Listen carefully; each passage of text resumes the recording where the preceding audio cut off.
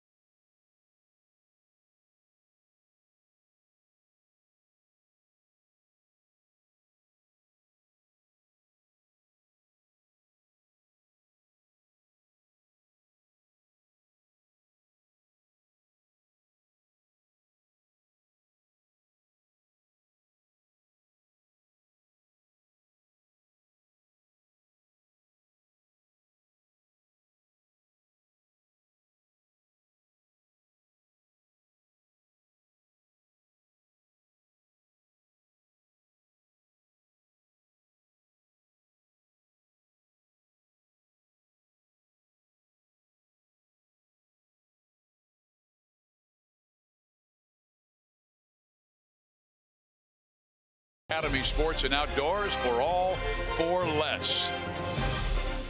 Fizz and Hud back with you at Kauffman Stadium, and it will be Ian Kennedy on the mound for the Royals today. And this is a guy who has really evolved from a mainly fastball pitcher to he's really commanding his change and curve lately. Yeah, you know, didn't get off to the greatest start this year in 17. Not a lot of run support, but there's something had to change. Dave Island sat down with him, and when you're a professional, as long as Ian Kennedy has been, it's hard to change. But he talked him into moving some more breaking balls in there. The high fastball's good, but that pitch there, that curve, that's going to work. His last 5 starts, look what he's done at 2.67 ERA. That's working. The opponent's average under 200. Oh, I hope it happens. Let's send the Rangers out with a nice parting gift, an L. The guy on the other side is really tough. That is Yu Darvish, and Joel and Monty will talk Darvish when we come back.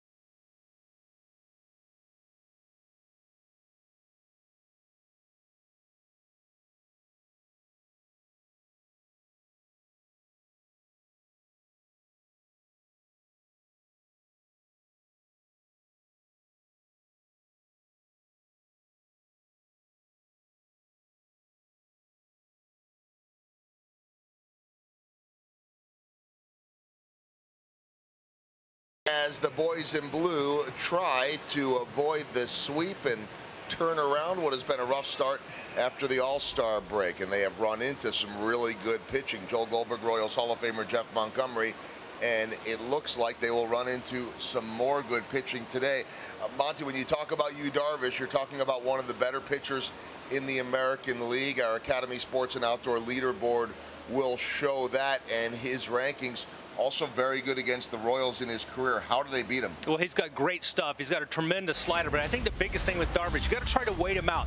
When he struggles, it's because of his fastball command. You'll get his pitch count up. We know that Rangers bullpen is susceptible, so you want to try to find a way to get Darvish out of the game as early as you can. But he's got nasty stuff, got a great slider, throw all of his pitches in any count. He does struggle in the first inning, so you're right. Jump on him early. The numbers lately, 1-6 in his last 9, make it look like he's struggled. Not really his fault, has it been? No, not at all. It's a Rangers team that struggled on the days that he started to put runs on the board. So hopefully today they will struggle to put runs on the board based on Ian Kennedy's performance, but he's thrown the ball extremely well, Darvish has. Well, the Rangers struggled to put runs on the board yesterday, but one was enough. We'll see what happens today, regardless of result and the streak right now. You know those Royals fans are out in full force for Sunday baseball. Fizz and Hud are back after this.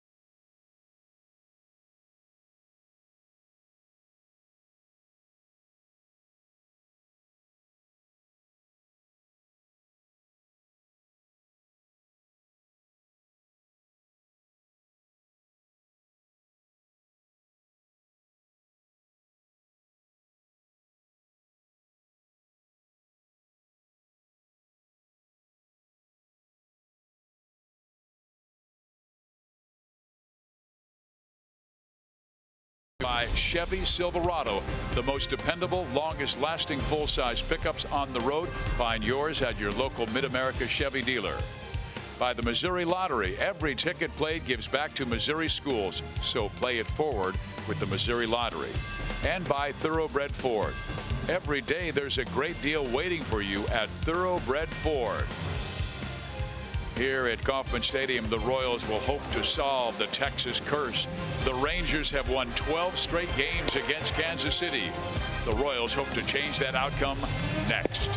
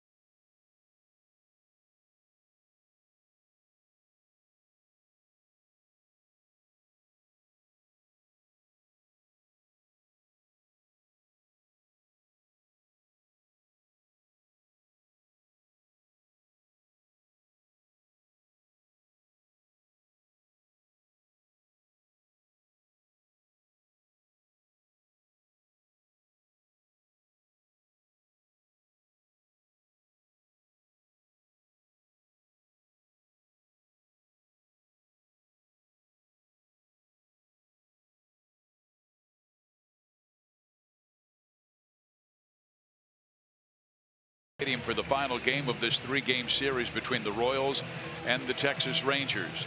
As we take a look at the standings, the Royals right now at 44 and 45. They're third in the American League Central, 3 games back, 2.5 games back in the wild card, but 73 games to go. A lot can happen, and the Royals just need to rebound from this 5-game losing streak. And you know what? They have a chance to. Fizz, they've got to give the Rangers a parting gift, but they've got to get some big hits. And as we check out the Rangers batting order, they're 14th in batting in the American League, but 3rd in runs scored, averaging 5 per game. Chu will be in there. Andrus is having the best season he's ever had, and Beltry is back from the disabled list, and he has done damage the last couple of weeks. Yeah, Napoli makes me a little nervous, though. I'll tell you that. He's got 3 home runs against Kennedy. And Ian Kennedy will make the start. This is start number 17 for Ian. His batting average against is outstanding. That's 3rd in the American League. Opposing batting average at .208. Yeah, and you know what? Strikeout 76. You know, he's going to strike out his share of batters. He loves his fastball. Look at what the opponents are doing on that. Only .215. Curve, slider, change. He's got secondary pitches that work. And one of the reasons why he's improved over his last few starts is he's bringing more breaking balls in. He's spinning that ball more, and it's being very effective getting some strikeouts with him.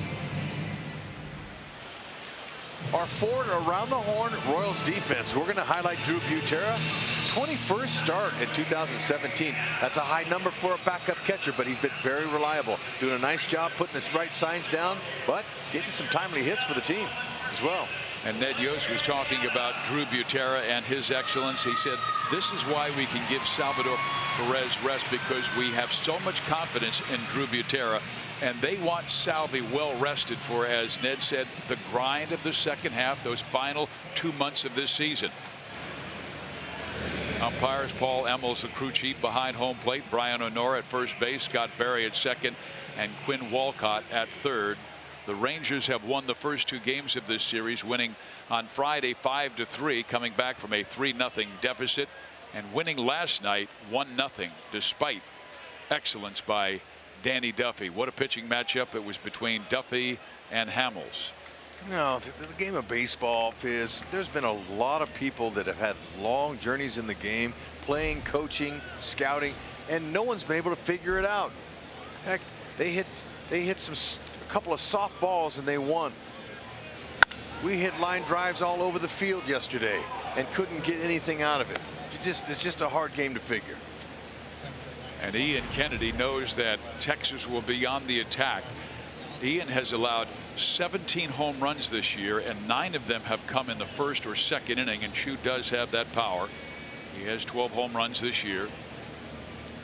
Stands deep in that batter's box. So Ian says, okay, you're going to attack my first pitch. I'm coming up and in. Chu had the game-winning hit last night.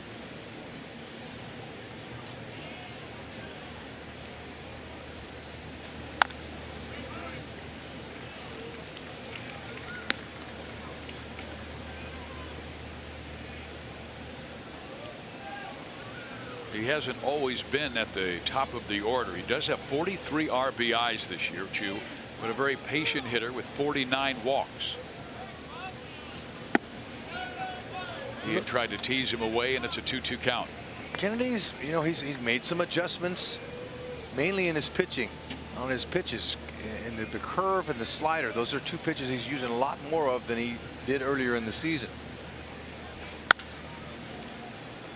Chu yanks the fastball foul. They're looking for heaters, and the whole league has found out that Kennedy loves that fastball, and he has such a high percentage of strikeouts with it as he did last season. But Dave Eiland asked him to make some changes, and when you've got 7-8 years in the majors like Kennedy, it's hard to change how you've been getting hitters out. But he's starting to pitch more. There's 84 changeup. Yeah, I thought his changeup was really good against the Dodgers last Saturday. The guy who got him was Jock Peterson with a 2-run home run in the second inning. But the off-speed really upset the timing of the Dodger hitters, and he wound up striking out 7 batters.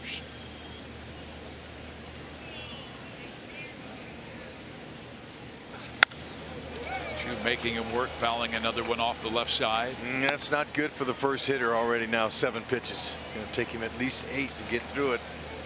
Pitch counts have been an issue with Kennedy at times, especially because he loves that 4-seam fastball above the belt, and hitters just get a little piece of it. Taxes pitch count.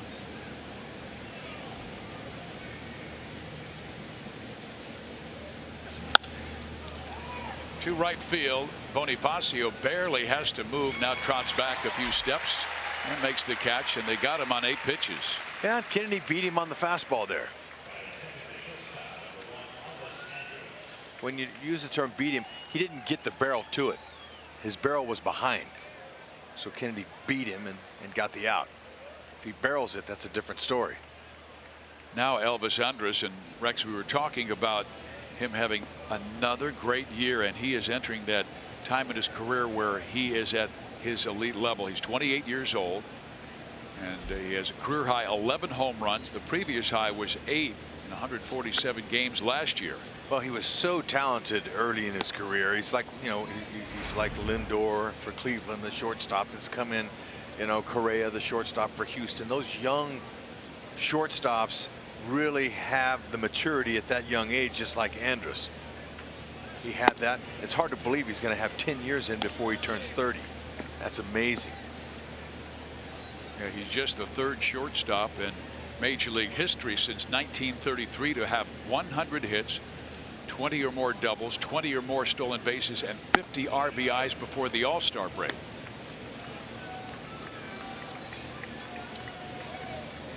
Walks have been an issue at times for Kennedy. He doesn't want to start it out here in the first inning. 21 walks issued in his last 10 starts since he returned from the disabled list. 3-1. Must have heard me. He wants to get back in that zone. No free pass, especially with the power of the Rangers. They showed the power in game 1, and that's the reason they won the game. Yesterday, a little doinker hit beat the Royals. Yeah, they had 2 opposite field hits in that 9th inning. One by Lucroy, and then after the sacrifice, Chu went to the opposite field off Danny Duffy and got the game-winning hit. Duff lost the game. Tough loss.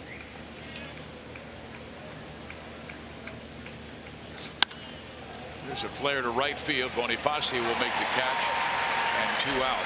Okay, very nice job making an adjustment out there, Bonifacio in right. Now, I didn't catch whether Rusty moved him in, but with 2 strikes, he moved in about 5 feet, and that made the difference. That would have fell in front of him. It's a little jam shot. Good adjustment there. You know, and outfielders can make adjustments without that man right there, Rusty Kuntz. Okay, you can tell by playing outfield with the hitters behind the pitch. If he's fouling some balls off behind, you know, to the right side, you can kind of move accordingly. I remember when I got to play out there, I could make my own reads. He didn't have to move me. You can tell by the pitcher, his fastball, or if he's a changeup artist, you know, if the guy's going to be out ahead of it. It's very interesting how you can make in-game adjustments without having to look at your coach, by just playing the game. Kennedy facing Nomar Mazara. Swing and a miss, an 0-2. You're locked into the game. If you're sold and committed to a 2.5 hour, 3 hour game, however long it is, and you keep your focus, that keeps you from making mistakes instead of daydreaming out there. And we talk about tempo. That's the importance of the pitcher and his tempo, moving the game along quickly, helping the defenders focus.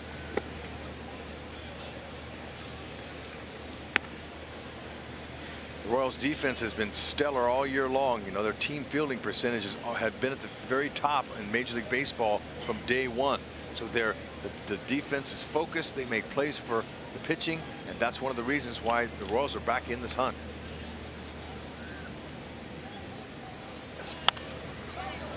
Zara pops it foul. He's been going through a very difficult time. Just 9 hits in his last 57 at bats, and that's seen his batting average tumble all the way to its current 256. But boy, what a talent. Still just 22 years of age. Last year at 21, he hit 20 home runs and knocked in 64. He was not in the majors for the full season.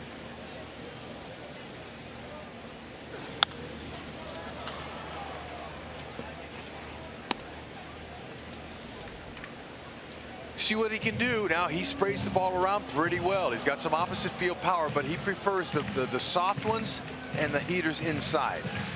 And he's going to pull it. He very rarely goes to the left, down the left field line.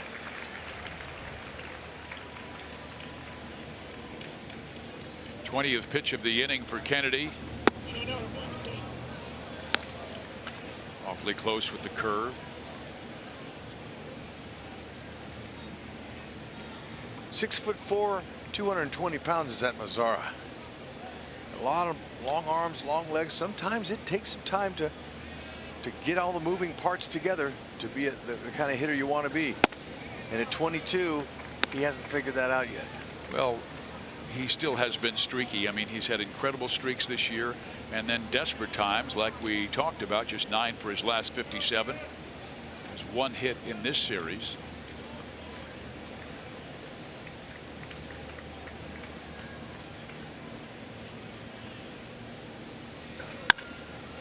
Well, he's put together a good plate appearance because Kennedy had him down 0-2. Yep. 23rd pitch on the way. Not the kind of first inning that Dave Island drew up.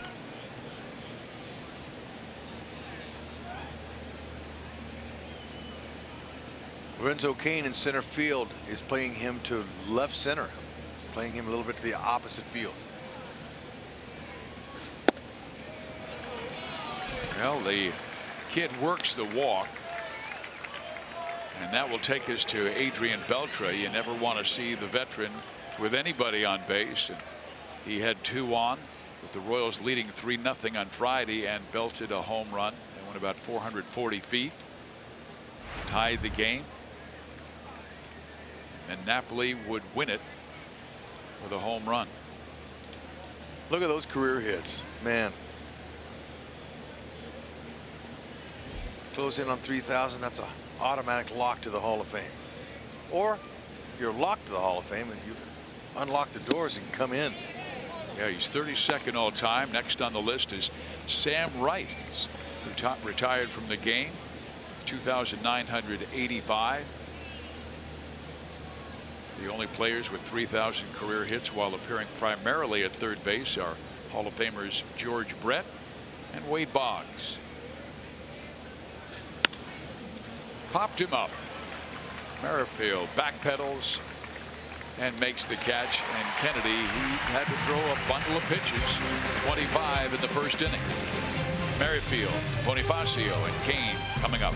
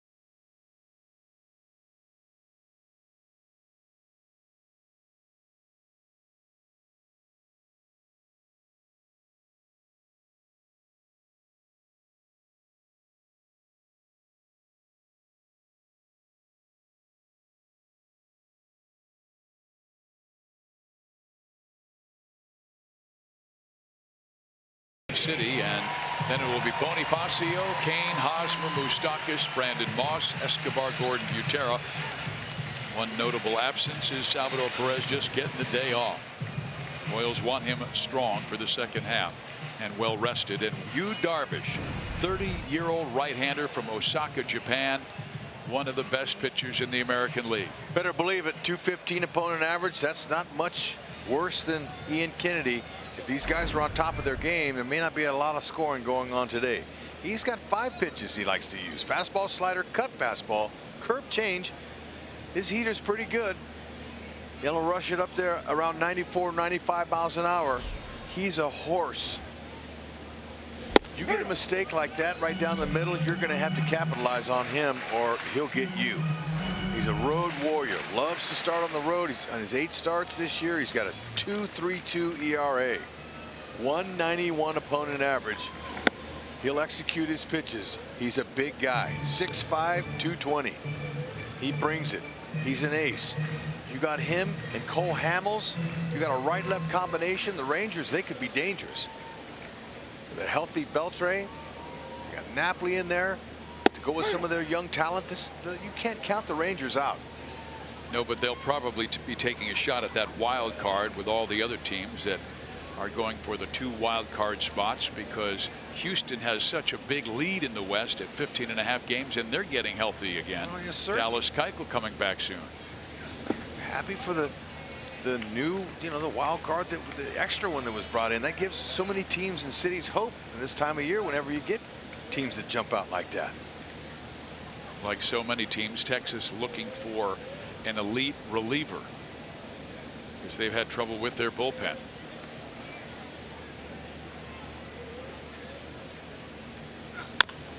Knocked off the glove, and that's a base hit for Witt. Thank you. That's right. It's not a hitter in the world that wouldn't take that, and went from an out to a hit. Thank you.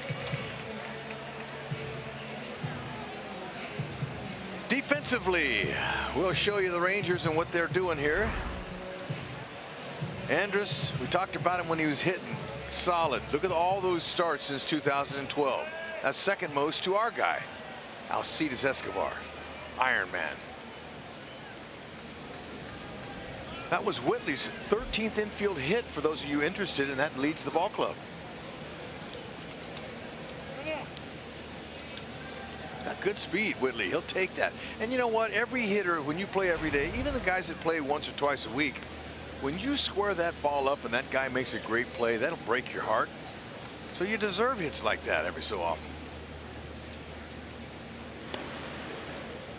Darvish knows Merrifield, good speed. He has stolen 14 of 15 bases this year.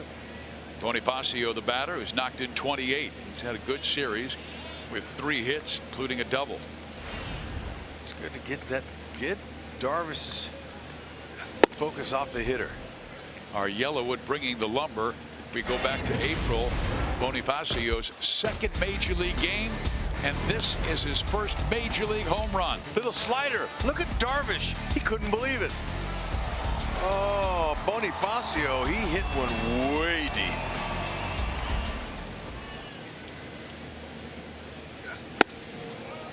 There's that breaking ball away that Bonifacio takes a rip at. 1 ball, 1 strike.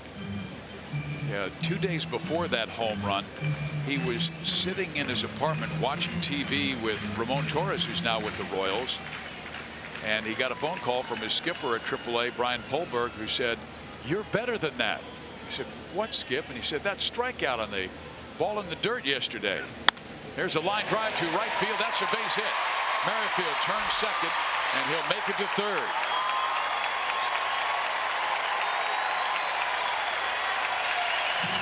How nice was that? You gave Bonifacio 1 swing to put his power swing on him. Jarvis beat him on a slider. Now he's saying, I'm going to shorten up and doink him. Beautiful. Another breaking ball. Did not overswing. Now love Merrifield running the bases here. Okay, he was not tricked at all by Odor trying to trick him like he's going to catch the line drive. I love to see how he carved the corner at second. You base runners out there, you youngsters out there, make sure that you make that nice little left turn and carve that corner, hit the inside part of the base, just like Whitley did. Royals with a great chance to take the lead on a fine pitcher. Yu Darvish, like so many excellent pitchers, you got to get them early.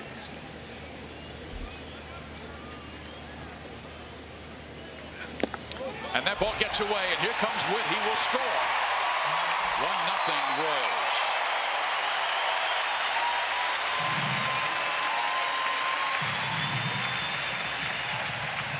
Beautiful. Things working well offensively so far early in this game here. Darvish, how do you pull a four-seam fastball? Just like that. Lucroy wasn't expecting it out of the zone like that. I'm going to say that's a wild pitch. It was. Thank you. Now, Locane, he would like to be able to come through here in the worst way. He's hitting 276 with runners in scoring position, which is not a bad number. But 30 RBIs for a number 3 hitter in the American League, very low. Strike 1 to Kane. And Hud, just to finish that story about Bonifacio before he was called up, he was with Ramon Torres, got the phone call from Brian Polberg, his skipper, who said, "You're better than that." And he said, "What, Skip?" And he said, "Striking out with that ball in the dirt." And he said, "Well, I'll try and improve. I'll be better tomorrow." And he says, "No, you won't. You won't be here. You'll be in the major leagues." So Polberg was trying to mess with him. Yes. He was working him. That's great. How much fun that would be to be able to give information like that to a young player, especially for his first call up to the majors. That's got to be one of the great things about being a AAA skipper. He said that's the most enjoyable thing he has being a AAA skipper. All right. Is telling a guy he's going up for the first time in his career. Cool. Now I'd imagine what's last on the list is calling a guy in and firing him. Although they make up pretty words now like DFA, designated for assignment option. And really what it is, Fizz, just a firing. You just got to take it and wear it and move on. Locane now working himself into a nice count. 3-1 here, driver's seat. Lucroy knows it. He's going to go out and talk to him. He says, "Hey, look, this inning is not started like we wanted here. There's nobody out here, but look, let's make a pitch right here. You okay?" All right. Darvish has struggled in the first innings this year. 9 runs allowed in the first in his 20 starts, and he has had a difficult time lately. Okay. Receiving no run support. Nice to see those numbers. Yeah. Continue. Pedal to the metal. Locane, bust him.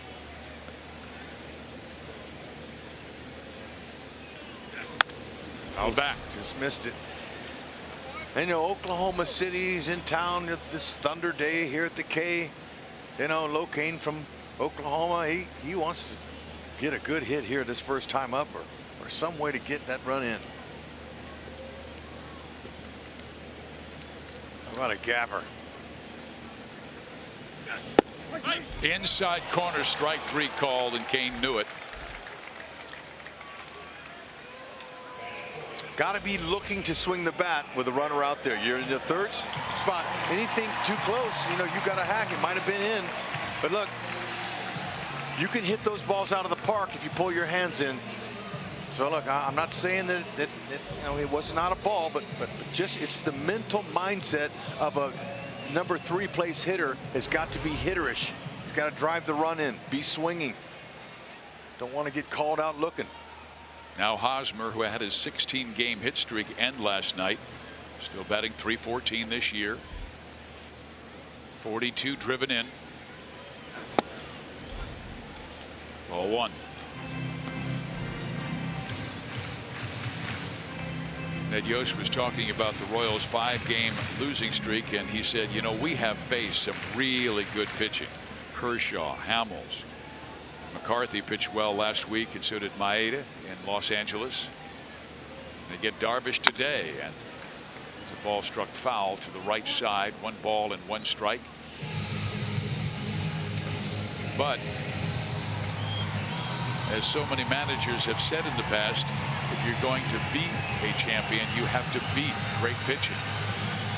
And you know, these Royals know this. They know all about that. In their championship years, when they won the American League and then they won the World Series in back-to-back years, they beat every ace in the league. They know what they have to do. But for here, Haas is much better looking to the opposite field, where he's hitting .434 when he goes up the middle. And then a pickoff play is thrown into the outfield, and Bonifacio will get third base. So it's really been a troubling inning for Darvish. And Aaron, he didn't make the play on Merrifield's chopper up the middle. and then he throws a wild pitch that scored Witt. Royals are really good at exposing the opponent's faults, and that right there is a whiff. Plain and simple. Giving us a run here, moving the runner over to third with less than 2. You got Haas, you got Moose coming up, premium run producers. Got to get the run home. 96 RBIs, and those two guys combined, Hosmer and Moustakas. That's right. That's what their job is. With the infield in, opens up some holes. And Hosmer pops it up, and the third baseman Drew Robinson will take care of Eric, so it'll be up to Moose with 2 out.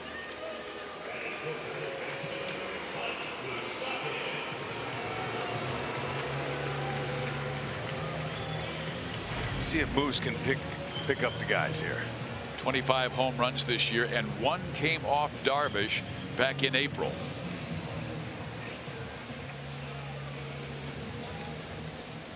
Matter of fact, Darvish gave up home runs to Moustakas and Bonifacio within 3 pitches. Mike pops it up, shallow left, coming on. Mazzara. The Royals score just 1. Oh well, 1's better than none. Whitley will take it. So will Kennedy.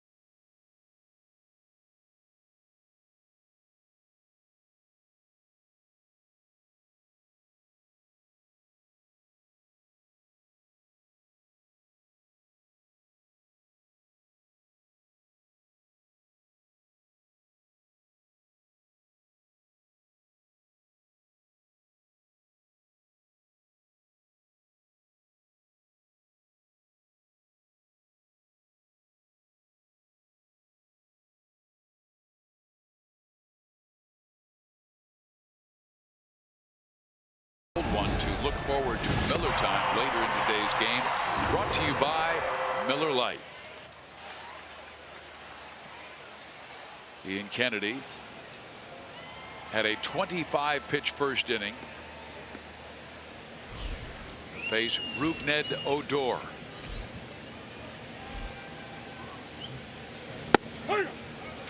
Odor 0 for 7 in this series and 0 for his last 11. Still good power numbers, 17 home runs and 40 driven in. He's got a little pop, and he definitely is one of those guys that likes to turn and burn. He's looking for 1 pitch middle in. Don't give it to him. 2 for 11 in his career off of Kennedy.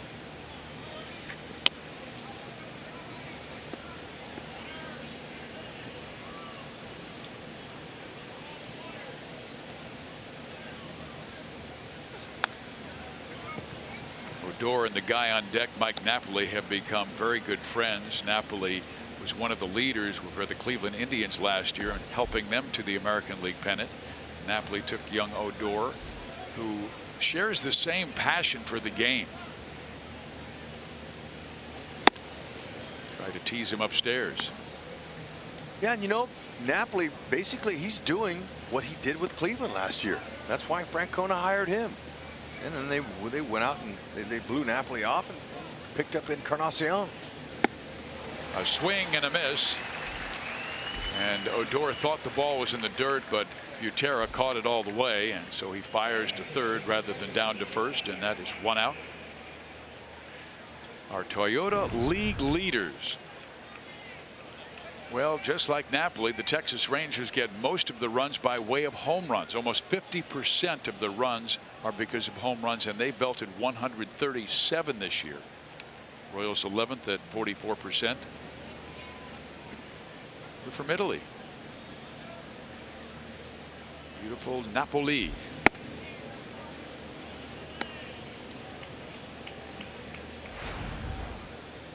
Pinch hit home run he hit in game 1 that really set the tone for the Ranger bats. Just his second career homer as a pinch hitter. I was kind of a little bit surprised by those numbers. It's been around a long time. 11th year in his 12th year, actually. And that was off one of the Royals' better relievers in Mike Minor. Left a changeup up. Whack to the left side. Escobar gets there. Long throw. What a play.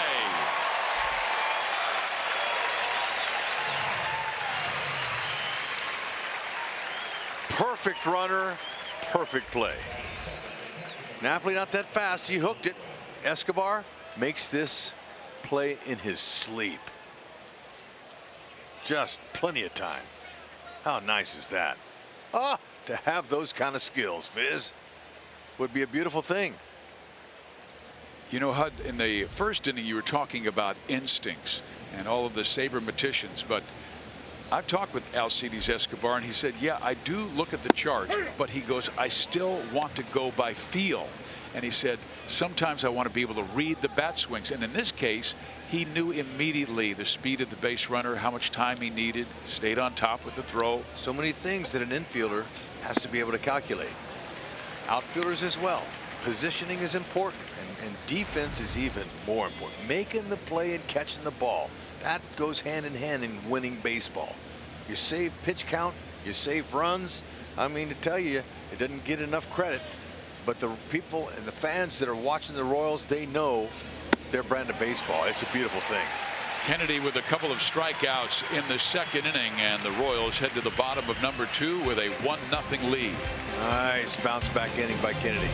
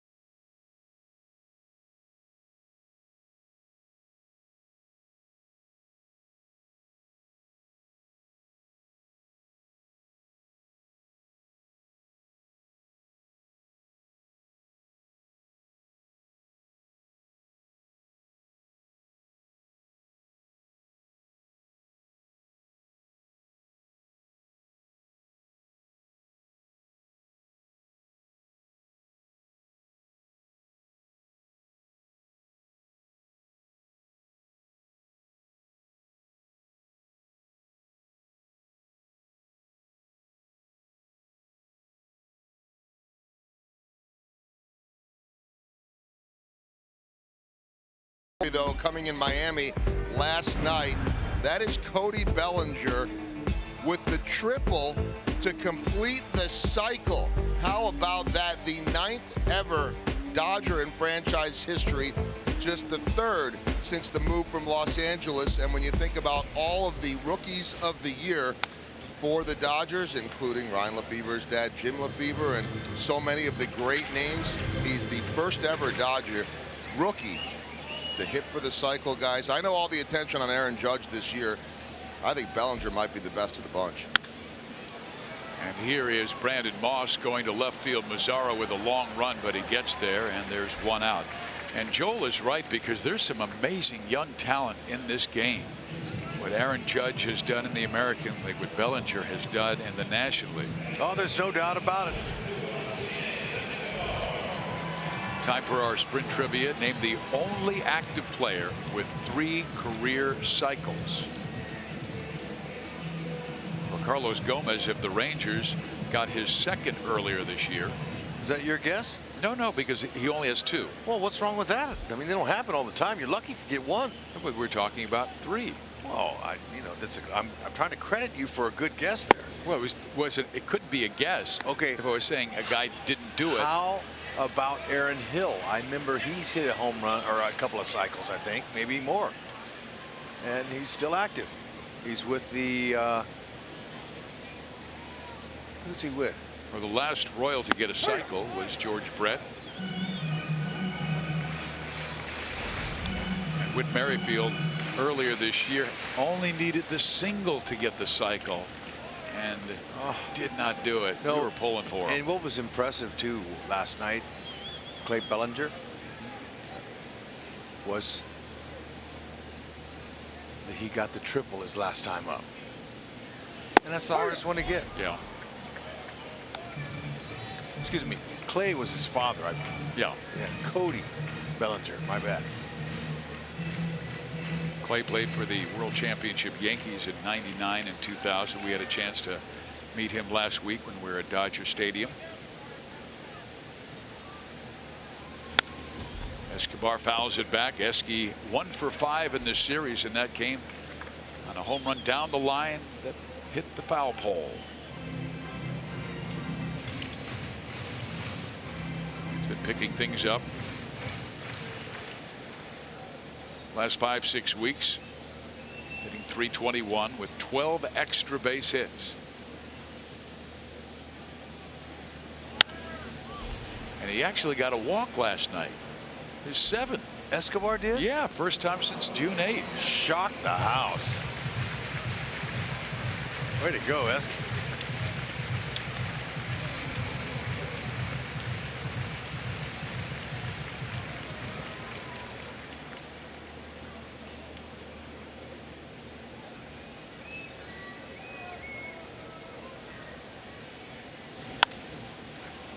Well, he's making Darvish work. That's right. Wear him down. Nice play down the line by a fan. How about that? That's why you bring your glove, Mom. Yeah, show the kids how to play the game. That's right. That is beautiful. Mom is my hero. She snagged that with no problem. Here on a warm Sunday afternoon at Kauffman Stadium. 2 balls, 2 strikes.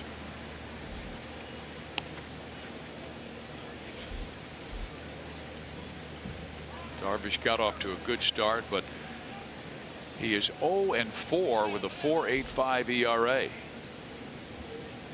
8 losses at the All-Star break, and still was named an American League All-Star, although he did not pitch because he had pitched on Sunday. Breaking ball in. How about this? Escobar working the count.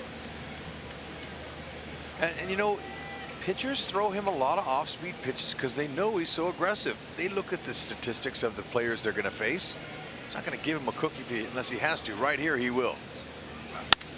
And he hits it sharply to left field, so Escobar is on with 1 out. That's right. First time through the order, that pitcher, he's still going to challenge that hitter and say, hey, look, I'm better than you. But Eske got him. Great at bat and hit right there. There it was, right down the middle. Good swing. Very nice. Top hand, pulled it.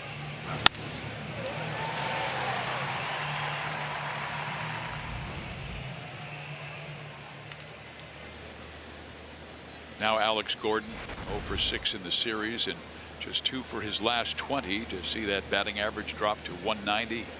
Continues to struggle to get to that 200 mark. Strike one.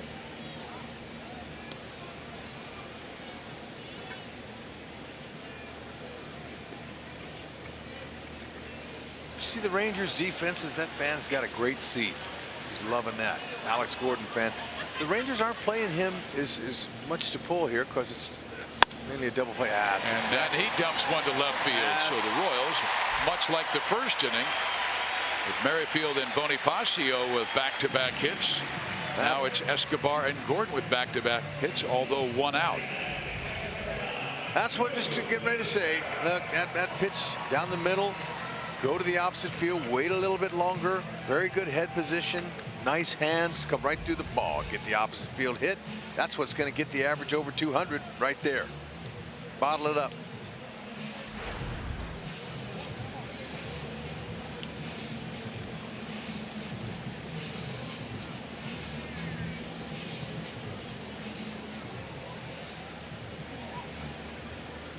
And that will take us to Drew Butera. He started last Sunday against Clayton Kershaw. Drew's done a nice job in his spare time play. He gets to play once or twice a week. And he lots of times comes up in the clutch at big time. Shorten up, chokes up on the bat, tries to put the ball in play where it's pitched. Will take advantage of a mistake out over the plate. Look at Salvi, he's taking a chill pill today.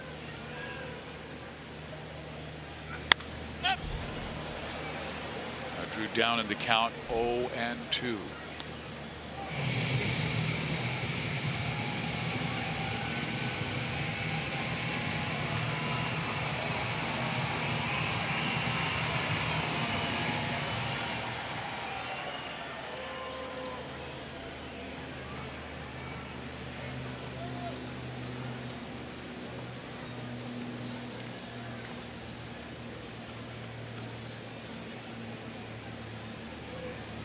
Good speed on with Escobar and Gordon.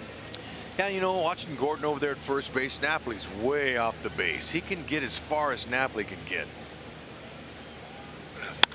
And that ball is busted down the left field line into the corner, but foul.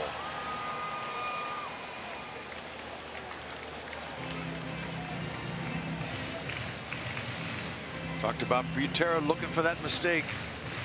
He got one there. He just couldn't help but get the hands out there. Okay, look at the defense now. You're going to see Odor's going to be right there. So they're all kind of pulled over towards playing him to pull. Now Alex Gordon here, he can get a bigger lead. He can get all the way even with Napoli there that would give him a shot at scoring on anything to the left or right of the outfielder. Just get as much as he'll give you there. And he is. And then he throws that breaking ball and Drew swings over the top. 2 out. Uncle Charlie. Hate this pitch. That's a beauty too. Look at that. Nothing you can do. 2 strikes. I like the fact with the runner in scoring position, at least he's swinging. That's what you do. Don't let the umpire call you out. That's what I'm talking about there. Get a guy out there, you can knock him in. Uncle Charlie will do that to you. He'll mess you up. Now Merrifield, who has scored the only run of the game.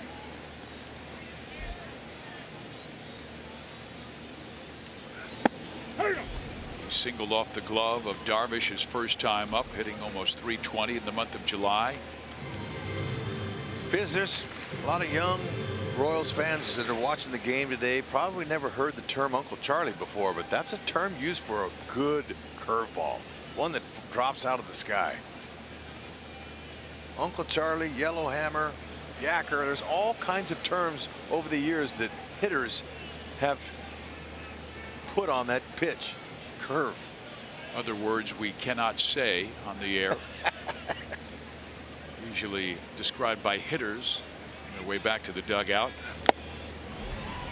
Now he has Merrifield down 0-2, and Wicks mad at himself for swinging at that pitch that may not have been in the zone.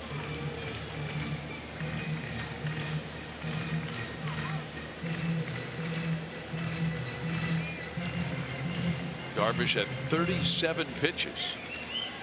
Warm Sunday afternoon.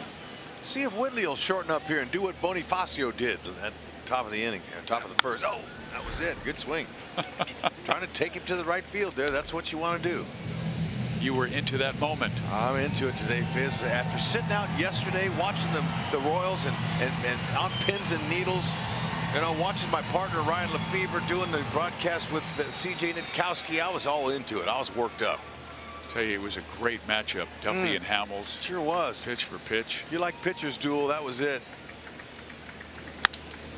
Merrifield to center field. It'll stay up for Carlos Gomez. He makes the catch, and Darvish gets out of trouble in the second inning.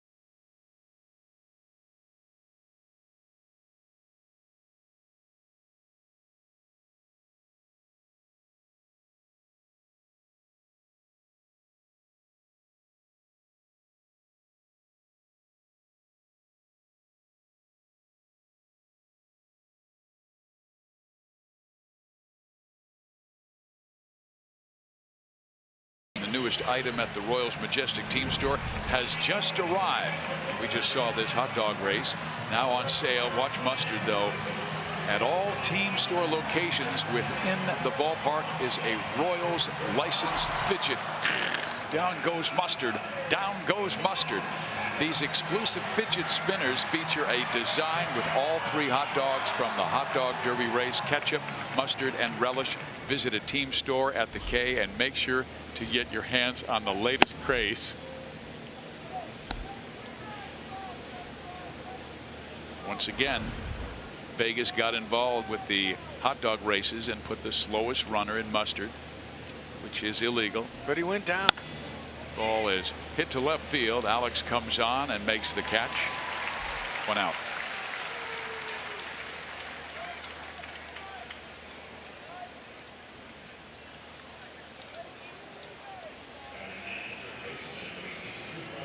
Kennedy threw 25 pitches in the first inning and then had a great second inning. Helped out a wonderful defensive play by Alcides Escobar, and only needed 11 pitches in that second inning.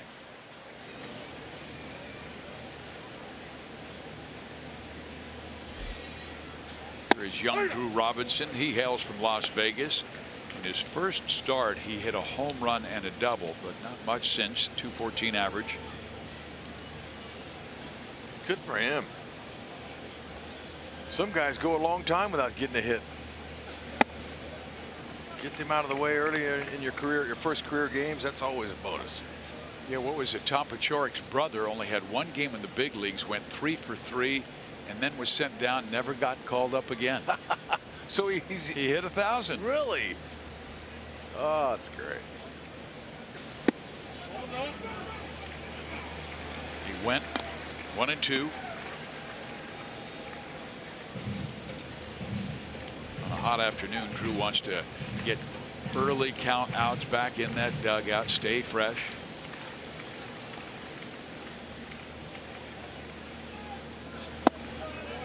eased him upstairs. And Robinson has shown good power in the minor leagues. Hit 20 home runs at AAA last year and had 11 before the call up this year.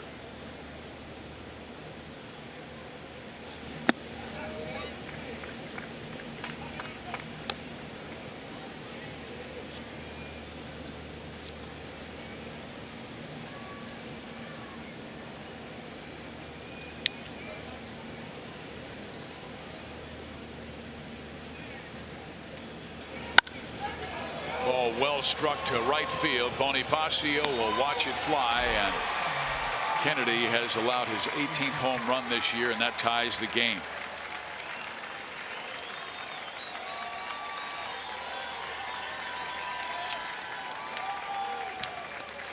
Lots of times you can tell by the sound of the bat hitting the ball, and that's a breaking ball that stayed in the middle of the plate. Center cut, hanger, right there, belt high. And when you get when you hit a curveball with the spin moving over the top, and you get the back underside, it accelerates that spin and really jumps. You don't have to take a full swing on a hanging curve. You can hit it out, all because of the way you hit it. Take advantage of the spin.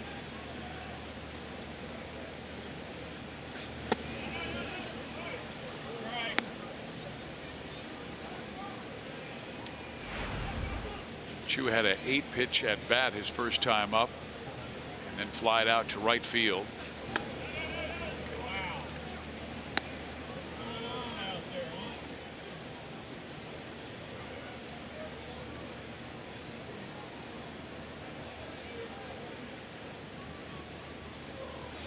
Ooh, way up and in, and I think he got his hand.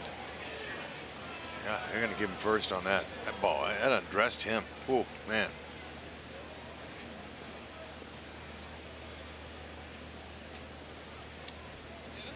Watch out. It's coming at you. That is chin music, and caught is one of his fingers. It's just the second batter that Kennedy's hit all year in 87 innings coming into this game.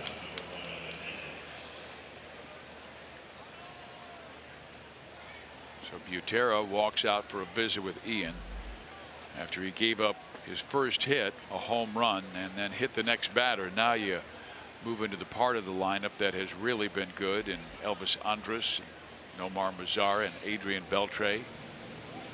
Kennedy, mainly a strikeout fly ball pitcher. He has had 5 double plays turned behind him this year. And that's immediately what an infielder's behind Kennedy is saying, thinking, and probably saying to Kennedy. Some infielders talk to the pitcher in between pitches, some don't. Depends on the pitcher. Lots of times the pitcher doesn't want to hear any chatter behind him. But I know, believe it or not, Fizz, I was a chatterer back there. I'd say, come on, bring us a ground ball here. Put it in his mind. That's a shocker. Yeah, imagine that, me chirping. But still, you want that reminder. You want your guys into the game. And it goes back to the tempo again. Getting that ball up there and throwing it. Kennedy using more breaking balls. Those pitches go down. The hitter's going to hit the top of the ball, keep it on the ground. Save the pitch count. And Elvis, despite his speed, has hit into more double plays than any other Ranger this year. Oh, 13 times. He's a lane ball candidate. Lane ball, another term for a double play. Put him in the lane. You hear that talk around dugouts. Think of a lane as a bowling lane. No, it's a lane that hits it right at him.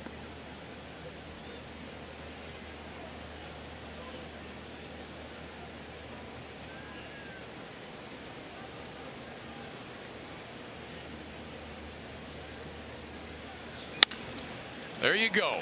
A 6, a 4, and a 3 double play. Roll them up. Little ham and eggs. That's exactly what we're talking about. Kennedy putting Andrus in the lane. Oh, nothing better. Out, out.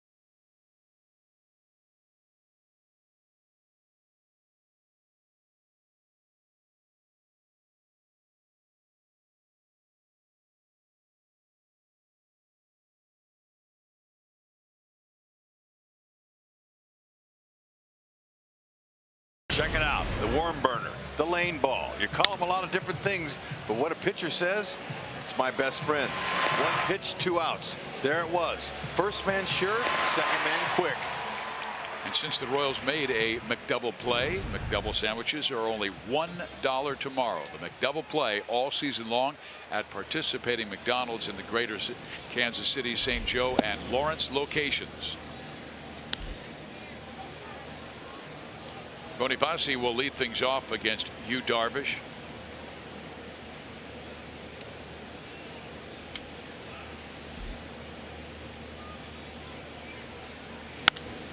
Jorge singled to right field his first time up.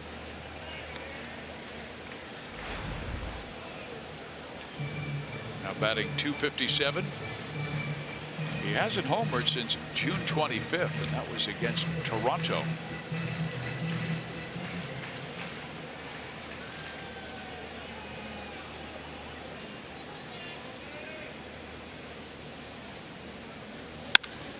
That's up the middle, but backhanded by Odor, who had him played perfectly, and Jorge is the first out.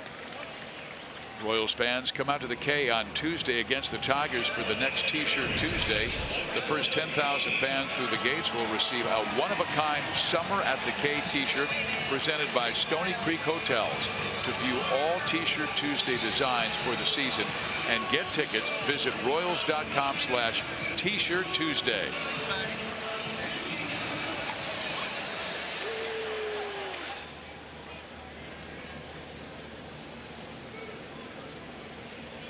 Now Kane, who struck out looking on an inside fastball first time up, takes strike one. Darvish was one of Japan's top pitchers. He spent 7 years in Japan and went 93 and 38. Had an ERA that was under 2 when he was signed by Texas. That ball shot and fielded beautifully by Drew Robinson over the top, and he just does get Kane at first base. That's a nice play. Sure was a good pick, but hey, how about Napoli? Napoli had a nice stretch over there to help him out to stay on that base. Kid Drew Robinson, you know, he's very versatile. He could play outfield in any of the infield spots. Look at him judge that. See how he stayed, kept his glove down low, and then he picked it. Look at Napoli stretching out, doing a good job of keeping his foot on that base.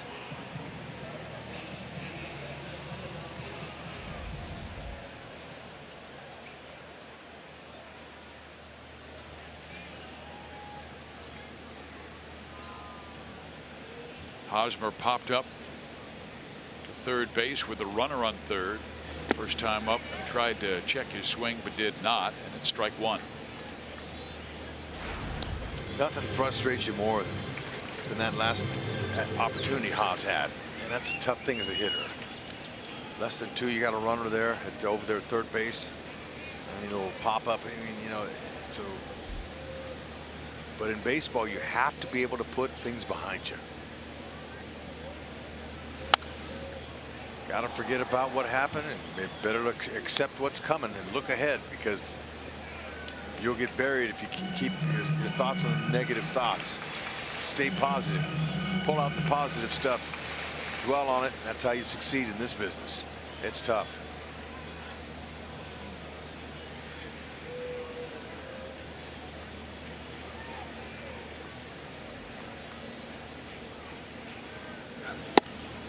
Best hitters in the world making out 7 out of 10 times when they come to the plate.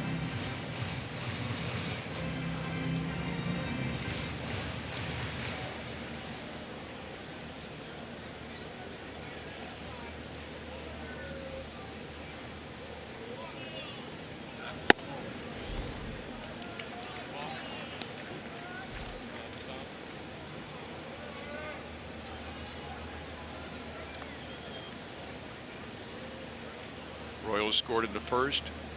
Texas tied it in the third, and a home run by Robinson.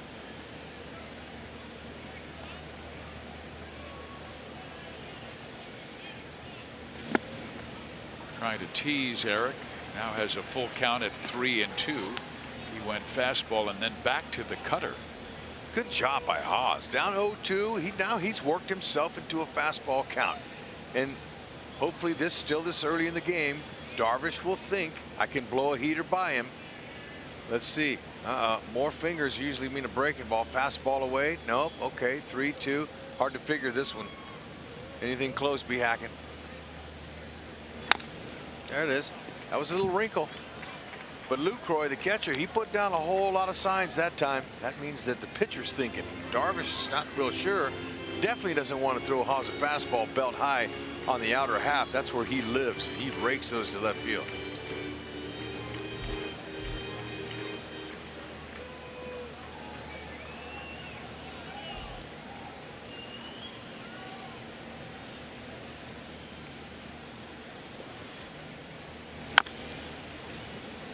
Okay, now Haas is working him. Both pitchers now, Kennedy and Darvish, over 50 pitches. There's Hosmer's spray chart. His money is right here. That's where he loves it. That's that high fastball he rakes right there. But middle of the field hitter like that, that's really what you want ideally. If you can hit like that, maybe you could be Eric Hosmer. Back up the middle, that's the biggest hole, usually. Really works the walk. That is a great plate appearance. For sure, Darvish is shaking his head. He's saying to himself, I had to take that many pitches to do that. And he had him down 0-2. Right. Couldn't finish him off. With 2 outs, make him pay. Check this out. Look at all of the pitches he expended to try to get Haas out and having him down 0-2, like you said. Moose has got to make him pay here.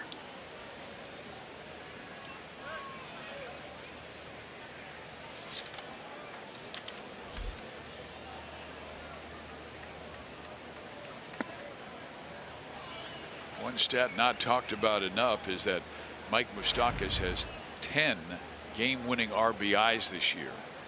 Carlos Correa of the Astros has the most with 12, and Mike right behind him.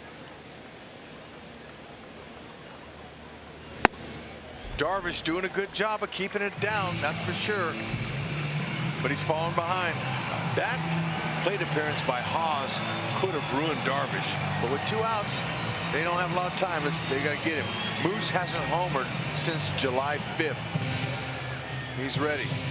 He's due. Yeah, he had home runs in all 3 games in the Seattle series, then shut down by the fine pitching by the Dodgers. Yep, time for a cookie. He is 2 for 8 in this series, both hits singles.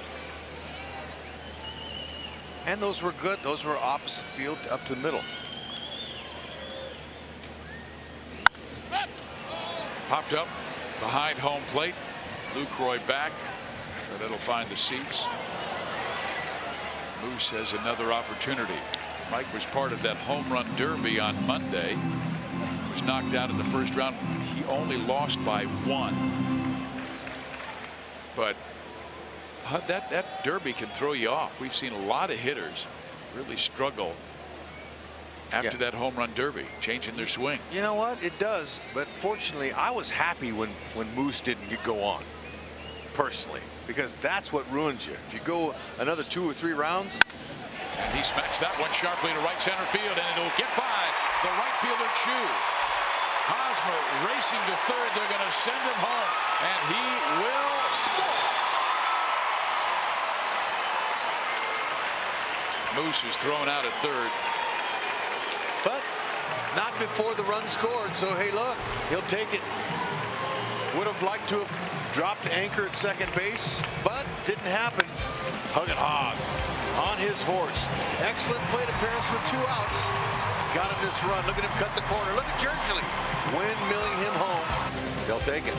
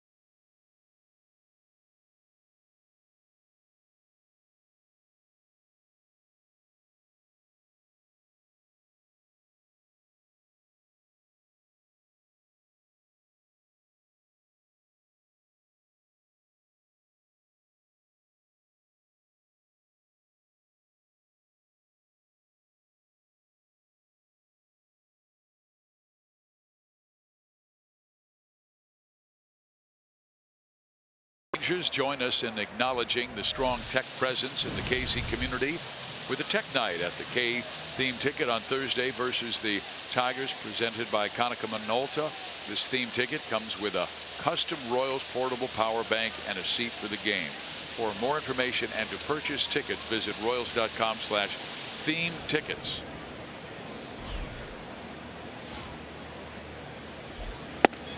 Kennedy to Nomar Mazara. Mazara walked. First time up.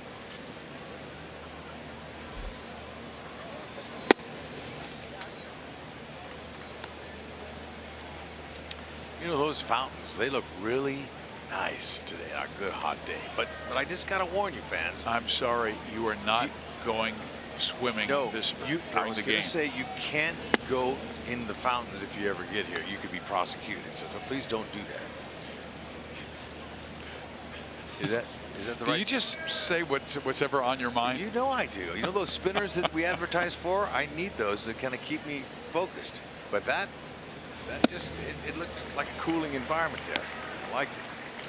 And I had a chance earlier in the year to visit the Price Chopper patio up there in right field, you know, and I remember the fountains going up and how cool it was up there. I'm thinking, man, this is a good place to watch a ball game here.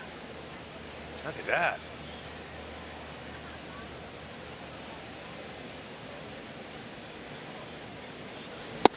Swing and a miss, and down goes Mazara on a good fastball with late light.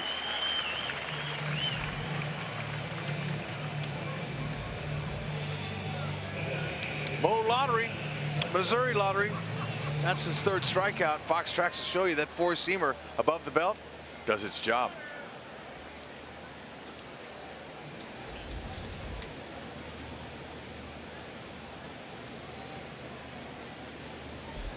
Now Kennedy to Adrian Beltre. Time for our Sprint trivia question and answer. The only active player with 3 career cycles. There he is. He's in the box. Adrian Beltre. Impressive. 3. How about 1? 1 would be awesome. And it's not like he's a speed guy where the speed guy's going to get that triple. No, it just, you know what? Everything has to be lined up. As my grandpa used to say, your biorhythms are all lined up. Whatever that meant.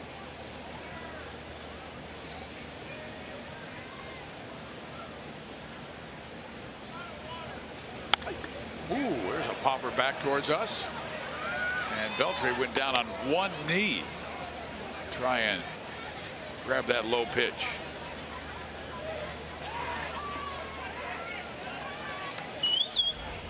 There he is. Yeah, see that bottom, when it drops like that, why not go down another few inches and you hit the ground and it takes the pressure off your legs. And Kennedy gets his 4th strikeout with another fine late moving fastball.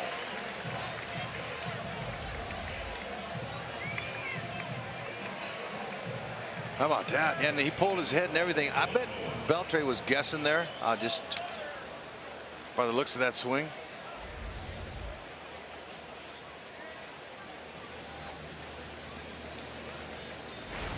Now Odor, he might be 0 for 8 in this series, but dangerous bat. He likes that high fastball.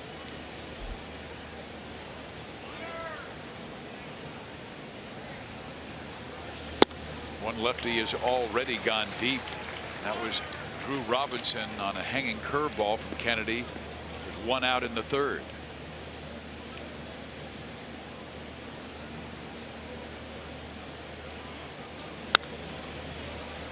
Advantage Kennedy 0-2. You know, Odor at 23 years old, he's a very young hitter, and he's really already he got him a nice little contract that he signed earlier this season. Gave him an extension, but his next strikeout will be his 90th strikeout, and that's just too many. He has good enough skills to where he can learn how to how to shorten up that swing a little bit and put the ball in play and hit for a higher average and get on base and be a little more valuable to his team. Just my opinion. Well, he's 23, like you said, so he'll learn through that experience, and fouls it straight back our way. It takes time to figure out things up here. Of course, as young as these players are now, they didn't spend a lot of time in the minors to really develop their game, so they would know for sure who they were by the time they got here. But things are different in this modern game. Is that the toughest thing that comes later, Hud, is figuring out what is the pitch that you as a hitter can do the most damage on? No question. For a hitter, it's about knowing which pitches are yours that you can handle, and then typically the power comes later in your career. But these young guys, and they already found their power, now they're having to learn how to get the base hits later in their career. But we're in an era of swing as hard as you can in case you hit it, and you're going to strike out. So the home runs, strikeouts are all up.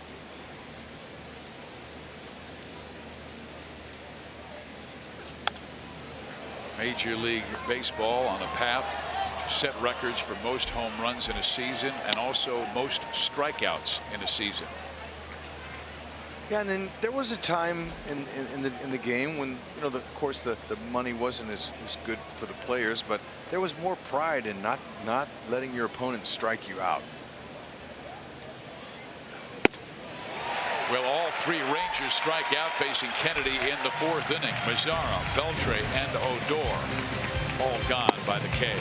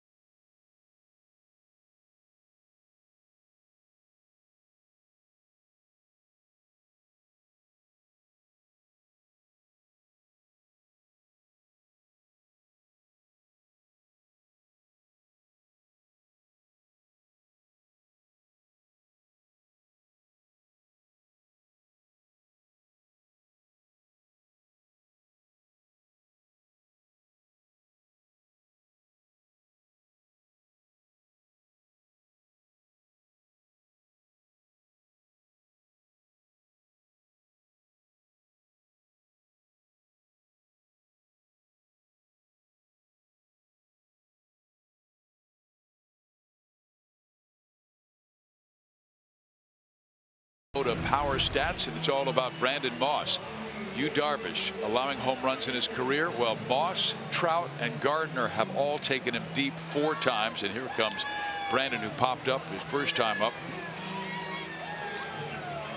And he swung at the first pitch he saw from Darvish and pulled it sharply foul, and then Yu was able to work him away and get him to flare it to left. His last home run was July 1st. That was the shot to center field. Pops that one up left side. Long run for the third baseman Robinson. He lost it in the sun, and it bounces innocently into the seats. Yeah, he threw his arms in the air like, I have no idea where it is. Got his shades down. Home run by Moss. I told you on July 1 went to the very base of the scoreboard, 474 feet, longest by a Royal.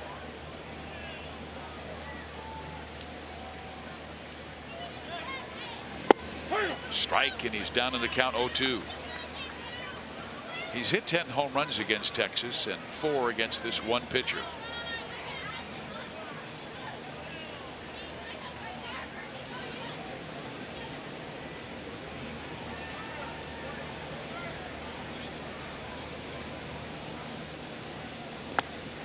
Royals trying to find some consistency from that designated hitter spot. Both Soler and Moss hitting under 200. Well, we just talked about the swing and misses between the two. Over 100 strikeouts. Not a whole lot of getting on base, putting the ball in play.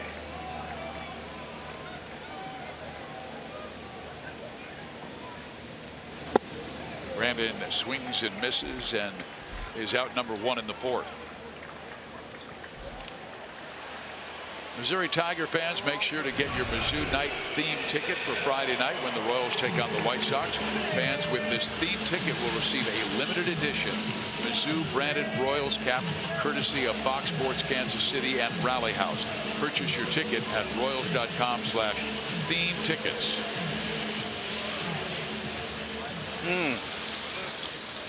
Those drinks look good.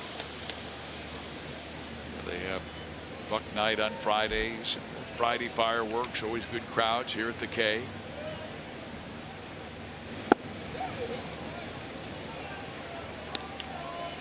Had good crowds for this weekend series. Almost 36,000 on Friday and 32,000 last night. Here it is, a warm Sunday afternoon. Escobar singled to left field his first time up. Gordon followed with a hit. Both were left stranded when Butera and Merrifield made out. Now the Royals knew that Darvish was going to be tough here after losing the first two. They don't want to get swept. So far so good. Foul. You hated that they couldn't get that second run in the first inning in.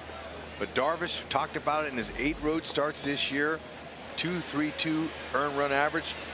Just a 191 opponent average. He's a road warrior, so he pitches well when he's not in his home ballpark. Well, he's one of the best pitchers in the major leagues. Came in 4th in the American League opponent's batting average, 5th in strikeouts, 7th in innings pitched, top 10 in ERA. And Escobar goes 2 for 2. He likes that high ball. Better believe it. And a lot of hitters, eyes light up when they see that breaking ball come out of that release point about eye height. Look where it is. Look at that. That's eye height right there. And a hitter's eyes light up, and he's able to make the adjustment, stay on top of it, and get it down in front of the left fielder. Look at that. Escobar staying on top with a nice little swing. Good little back leg. Good balance into that swing there. Esky 2 for 2. Escobar 2 stolen bases this year. Good time for a hit and run. Reason I say that, you got a struggling hitter like Alex Gordon. You put the hit and run on, that means he has to swing at that pitch, try to hit the ball on the ground, and second baseman goes towards second to cover the bag. It opens up a hole, and it helps the hitter. Not only does it help your team, it helps the hitter sometimes. Alex, he's got himself a base hit his first time up. And with 1 out, it's the best time to put that hit and run on. Now, won't do it with a hitter with 2 strikes. Because, you know, he'll strike out. If it's a bad pitch, you don't want to swing at that.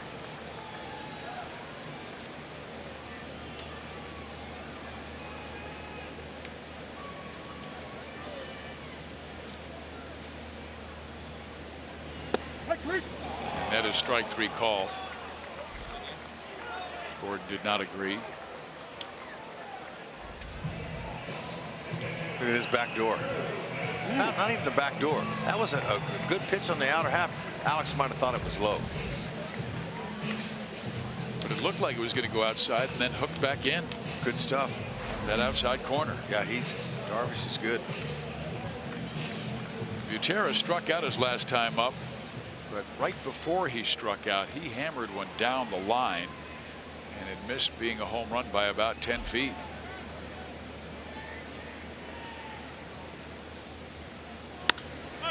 Pops this one up right side. Odor battling that sun, makes the catch. That'll do it for the Royals, but they've had base runners all 4 innings against Yu Darvish.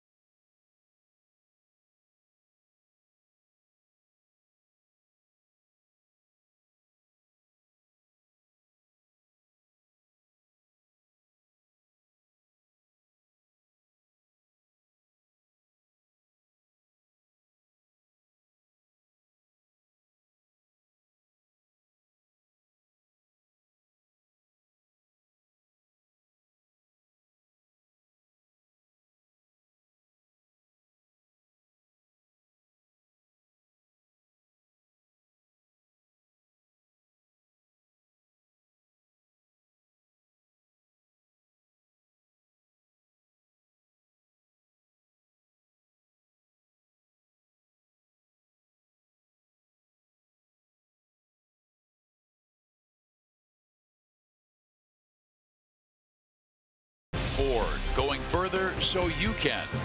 And by Menards. Save big money at Menards on all your home improvement needs. Here in Kansas City, top of the 5th inning.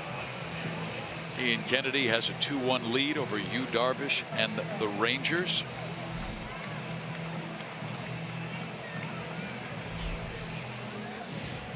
Now Kennedy will face Mike Napoli, a guy who's had success against him in the past. Now you look down and you go, well, Napoli only 3 for 21, but all 3 hits are home runs off Ian. Napoli robbed of a hit on a great play by Escobar deep in the hole. There's the pitch, and this time he slams one into left field beyond Escobar even having a chance.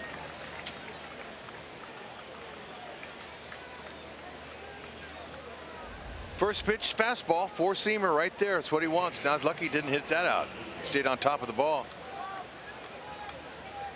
And lots of times, you know, that hitter's, I mean, the pitcher's trying to get that first strike in on the hitter. That's a good pitch to swing at. Well, Kennedy was able to get an important double play to thwart a Rangers threat in the 3rd inning. Now he's facing Lucroy, who's been struggling of late, batting right around 190 his last 16 games, including this one, and he struck out swinging his first time. He's grounded into 8 double plays this year.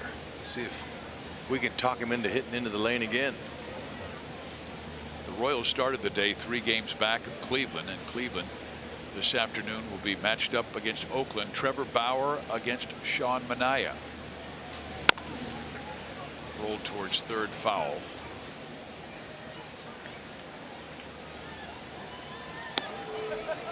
White Sox and Seattle are tied at 5 in the 5th. Yeah, the Oakland A's and the Washington Nationals made a trade today. They sent Brian Matson and Sean Doolittle, a righty and a lefty, from their bullpen over the Nationals bullpen. That's one area where the Nationals have been trying to improve. That might help them. But Oakland's played Cleveland tough last two games out of the break. How about that? Tribe has lost 3 in a row. Chris Davis had the walk-off home run last night. The A's beat him. There's a pitch just wide of the mark. 1 ball, 2 strikes. And I understand the Tribe is looking at Sonny Gray, the Oakland A's pitcher. Pitched well for Oakland the other day. Believe it or not, that's been the weak link for the Cleveland Indians. It's their starting rotation. Last year it was the strongest point in their team outside of their bullpen. Good starters, it's just not being consistent this year. Ian was able to get it on the hands of Lucroy, and he fouls it back 1-2. And that's why so many major leaguers were so impressed by what the Royals did, going to back-to-back World Series. It's so difficult to go wild card, division series, championship series, World Series, that full month of high intensity.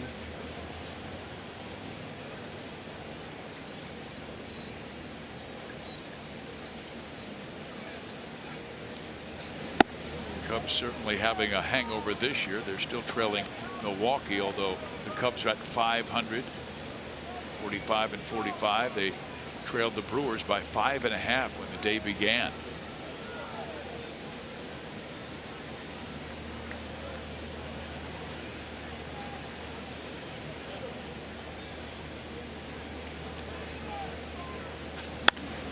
The ball struck to the right side. Bonifacio will run it down.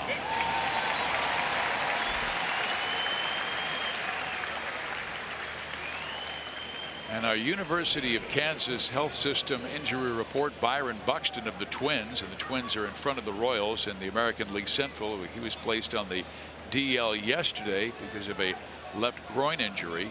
Served as the Twins starting center fielder in 76 of their 90 games, and boy, is he accomplished as a defender, still learning offensively. Yeah, it's hard to see that anytime a player goes down, but that's part of the game, unfortunately. In the air to center field. Kane having trouble with that sun. Gets there just in front of the Fox Sports Kansas City sign. And racing back to first is Napoli. Lorenzo Cain, he was waving for help on contact. You could just, he was looking for anybody near him. Look at his right hand, watching me saying, okay, hey, whoa, whoa. But fortunately, that he turned his head to the far right field side, and he was able to look out of the sun and make that play for Kennedy. That would have been hurtful. That would have hurt him. And I remember the first guy that told you about that, to angle your body, was Billy Martin when you came up with the Yankees. That's and right. He got on top of you after you made a mistake out there. I dropped a ball in the sun, but I had glasses on. But still, he told me, he still yelled at me and said, hey, kid, look, in our day, we didn't have glasses at all. Here's how we did it. You just got to turn your body away. Sure, the ball coming down is going to have a little different angle, but you can get it out of the sun, and a big leaguer should be able to make that catch.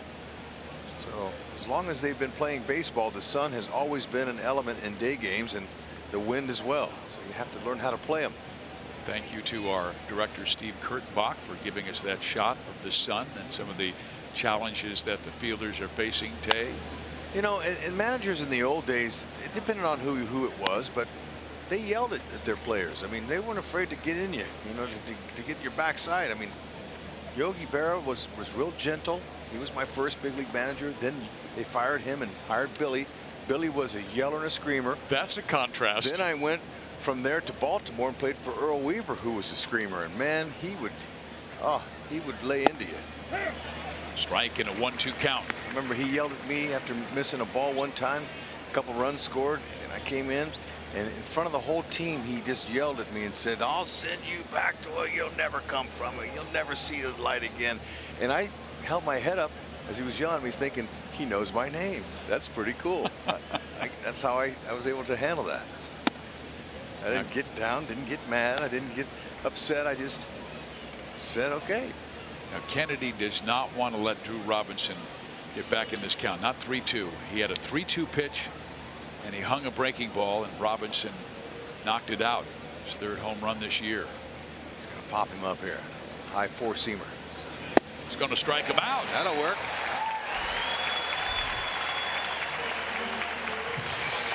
6 strikeouts, and give me some more of those.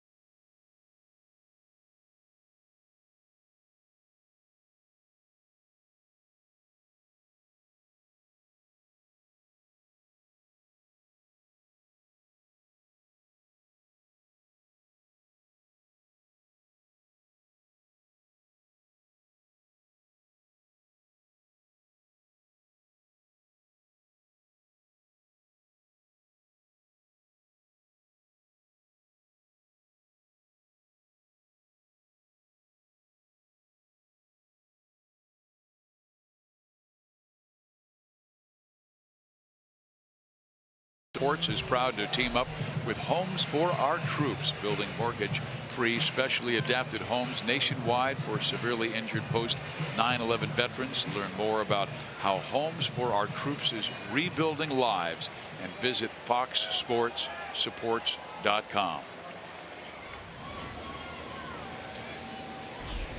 Bottom 5. Whit Merrifield fouls it off. Strike 1. Whit has singled and scored back in the first inning and flied out in the second. Has that batting average right at .285. Does have 4 bunt hits this year, and Robinson right now back a little bit at third. Darvish, you know Now what? he's creeping in. Yeah, you know, Darvish, as firm as he is. Good call, Fizz. Did he? No, couldn't do it. Darvish is able to bounce it, or to bounce off of that mound. Good attempt, just wanted it down the line a little more, he would have had. Great idea. Yeah, I just saw Robinson, who was backing up and then was creeping in as the pitch was thrown, and I saw Witt take a peek down that way and thought he might drop the bunt. Just needed to get it closer to the line. Right, and when you're a bunter and you peek every time you get to the plate, that's good. You want them always to think that you're bunting. That way they'll come in and open up some ground. You can hit it by them. Yeah, I remember the '76 World Series when the Reds played the Yankees. And Mickey Rivers was a good bunter, and he also would chop them towards third. And Pete Rose would come running in, and I kid you not, he was about 40 feet, maybe 35 feet from home plate when he'd charge in, screaming at Rivers to, I dare you to bunt on me. Right, and then he would chop it over his head. That's a good move for guys that can handle the bat. But it really intimidated Mickey Rivers, and the Reds made easy work of the Yankees and knocked him off. Rose got in his mind. The 1-1 to Bonifacio, and he slaps it to third. Robinson over the top. Throw out Jorge, 2 down.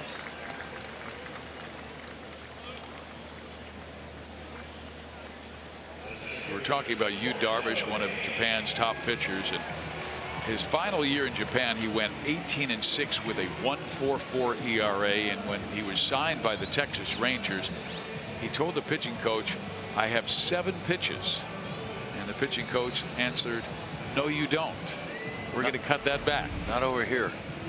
But even today he has 5. He has the fastball, the slider, the cutter, the curve, the change. He doesn't throw the change that often, or the curve, but he's throwing some good curves here. He hung one to Escobar, who singled. At 6'5", 220, he's considered to be a big Japanese player. So he's big in size. Most of the Japanese players don't have the physical stature of a Darvish, and so with his power pitching, you know, they don't have a lot of power pitchers over there either. No wonder he dominated like he did. Yeah, his father is from Iran. His mother is from Japan.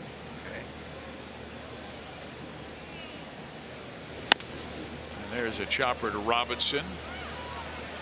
And it's a close play, and Napoli had to come off the bag, made the catch, and then tagged Kane as he was running by. So the Royals 3 up, 3 down for the first time today.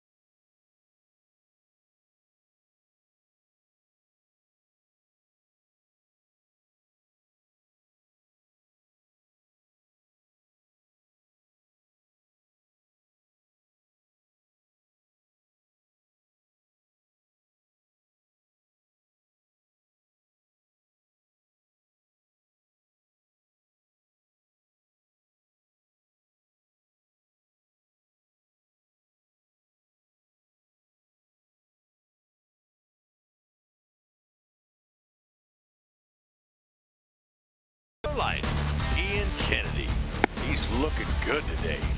Pitching his game, no question about it. Ian is skiing right downhill against the Rangers. He's executing his fastball. His little breaking ball's working too. His changeup's been effective.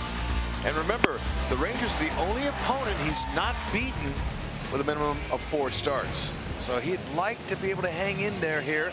Offense is going to be a big part of that. He'd like to get a W, but he's going to have to get a little bit more runs, maybe, because this Ranger is a power hitting team. 6 strikeouts already. Well, in 2 games against Texas this year, he's only allowed 2 total runs in 12 innings, but was handed a no decision last time out. And there's a solid single to right field by Chu, who's on for the 2nd time. 2nd straight inning that Texas has had their leadoff man on. He had that April 22nd start where he received a no decision in a 2-1 loss.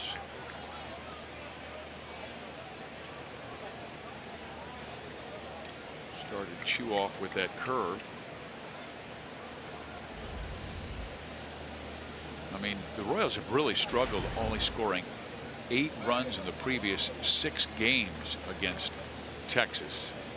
And the Royals pitching has been pretty good. Runner goes, pitch is swung on, fouled off as they had the hit and run on, and Elvis was trying to shoot one through the right side. To give you an example of, like Danny Duffy. Danny Duffy has allowed 1 run in 15 1/3 innings against Texas, but he's 0-1 with 1 no decision. Yep. It's all about those run support, or the run support you get when it comes to your win-loss record.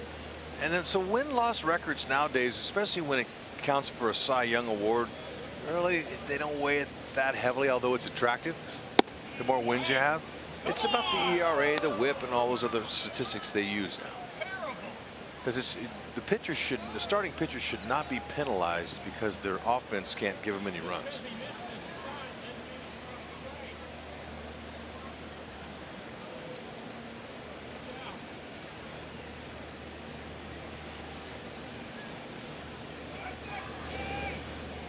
I think last night was really Danny's best game this year. I mean, he was in total command, had only thrown 86 pitches through 8 innings. And then they got a couple of opposite field hits in that 9th to beat him.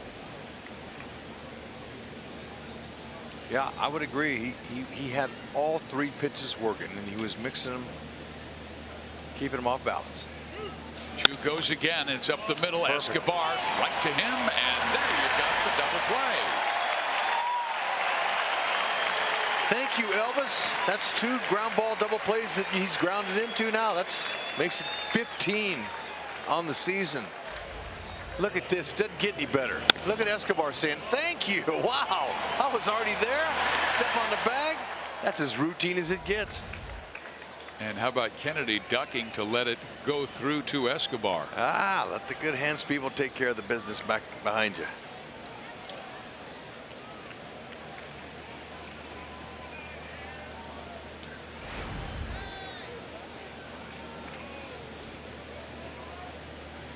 Ned Yost was talking about the losing streak before the game in his office. And Rexy said the thing that makes it frustrating is that Cleveland and Minnesota are stumbling and bumbling around, and we can't gain ground on them. Yeah, that's just the way the game rolls. It's you know, it's hard to tell, but it has been good for us that we haven't lost any ground.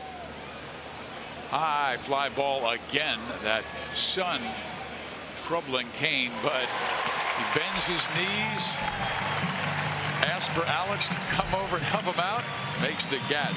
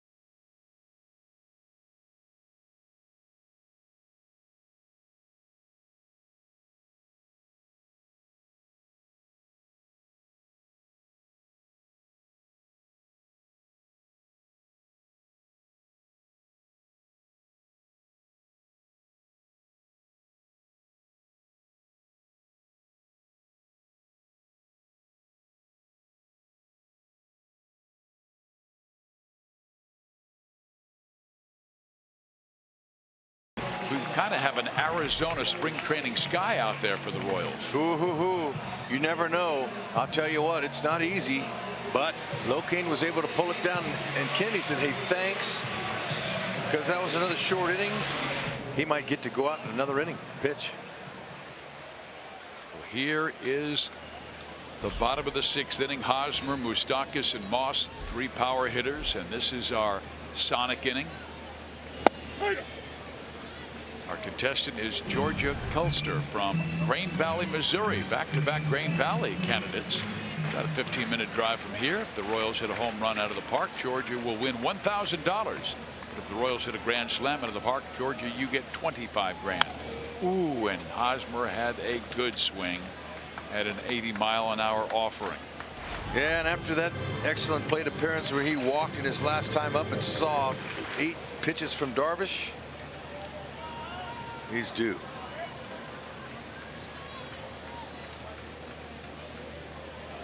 Dodger Stadium against Kershaw. That's the last home run that he's hit. Opposite field job. Oh, wow, that looked off the plate. Sure did. But you know what? Sometimes the umpire, depending on who he is and what happens, it's hot out there, and if it's close, they'll ring you up and move the game along. That's how it goes. Paul Emmel, probably a little bit hot behind that mask. Remember, the umpires, they don't get to sit down in between innings either. They're on their feet for 3 solid hours, maybe 4. Well, give that plate to Kennedy as well, because Ian pitching well, and he needed only 6 pitches to get through that 6th inning, so he's likely earned himself the 7th. Popped up, foul territory. Lucroy makes the catch, and Moose is out number 2.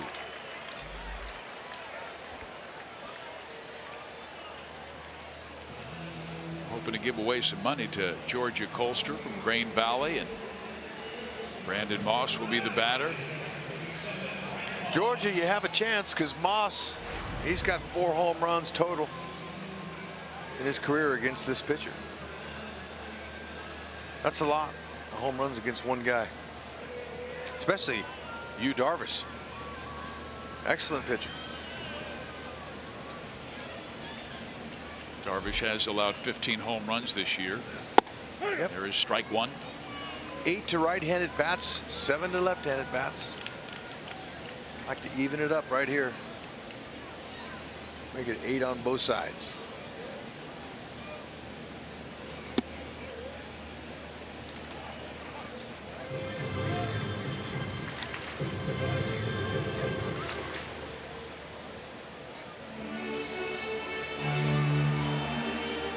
Moss last homered on July 1st. Yeah, we were talking about that last time up. That was Okay. that monster shot to center field. Yeah. That hit the base of the scoreboard. Wouldn't that be nice? And what I remember about that, it was a nice, easy swing by Brandon. Got the back underside. The center fielder took about 5 steps and then said, "Oh man, that's hit a lot farther than I thought."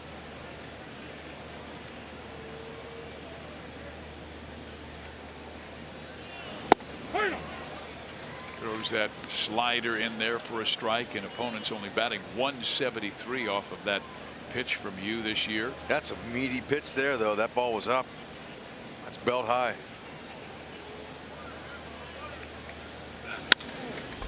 Push to the right side.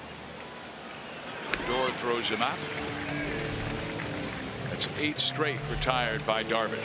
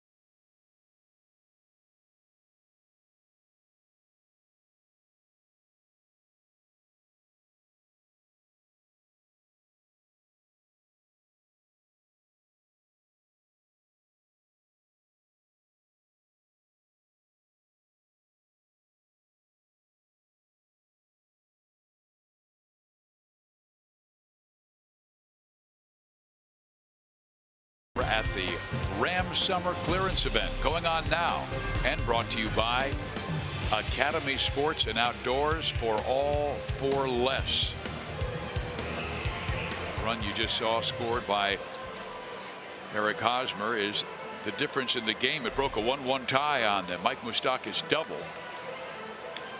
And now Kennedy will start the 7th inning and have to face the middle of the order in Beltre, Odor, and Napoli.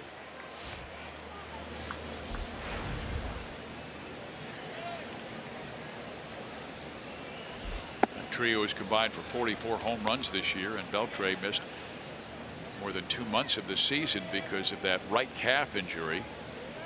He came out slugging, had a little time to get ready down in the minor leagues, and has 8 home runs and 30 RBIs in a little more than a month, 6 weeks. Moylan starting to warm in the Kansas City pen just in case.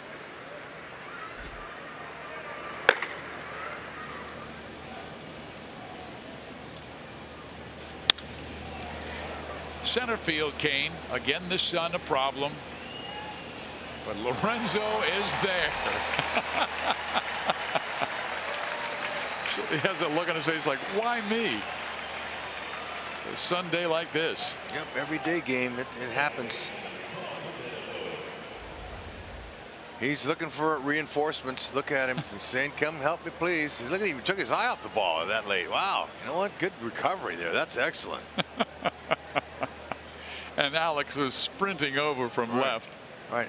Now, there might be some folks at home watching on TV saying, you know what? I think that's maybe he's showing too much drama there. Well, if you think that, and you got somebody else in the house watching, get a baseball and go out in the backyard and throw one up and look in the sun and see how you do it.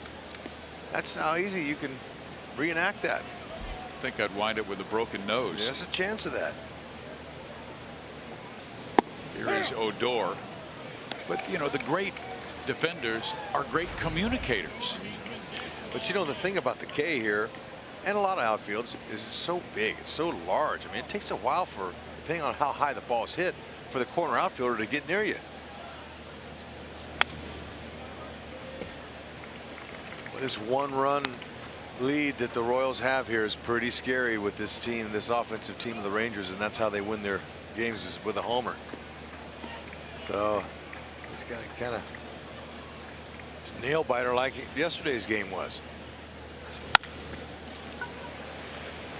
Merrifield taking that short hop, throwing out Odor. That's what you want to hit him on the ground. The Royals and Fox Sports Kansas City are offering a unique way for fans across the Midwest to enjoy a game at Kauffman Stadium. It's the Raised Royal Fan Express. Fans in designated markets will have the opportunity to win a trip to the K. Next stop is Columbia on July 22nd. Go to Royals.com/Fan Express for more information. Napoli has hit the ball sharply twice. He was robbed of a hit by Escobar, who made a great play in the second and then singled to left. Dangerous batter. He's been hot. 5 home runs in July already.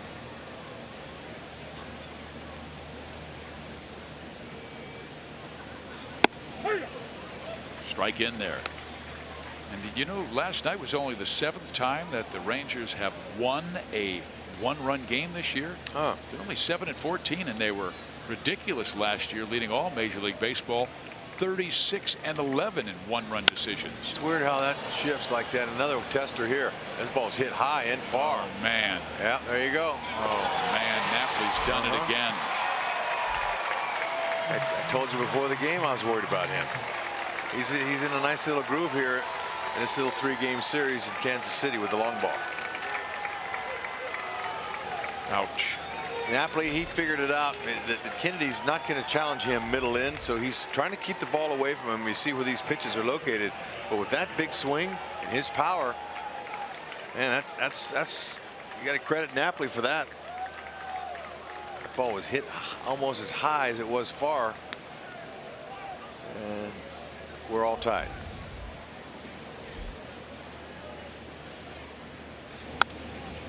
Now Lucroy fouled off.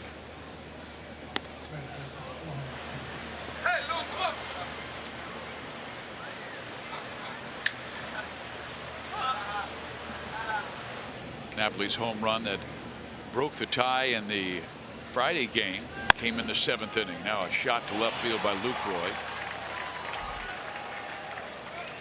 So 2 times Napoli has gone deep in the 7th against Kansas City, and my goodness, they have been tough. And wow, you know, Kennedy so deserving of a victory. Now Ned's going to take him out.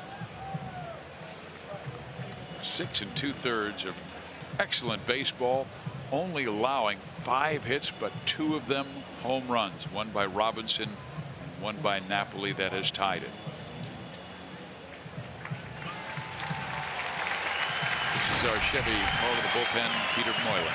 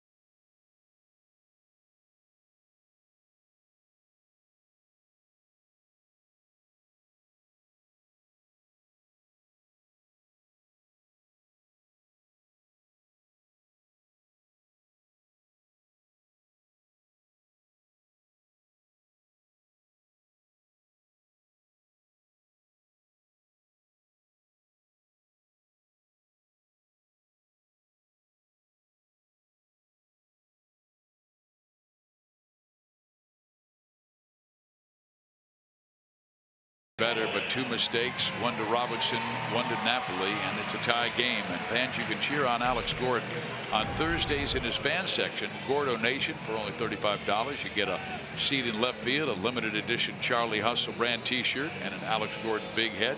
For tickets, go to Royals.com/theme tickets.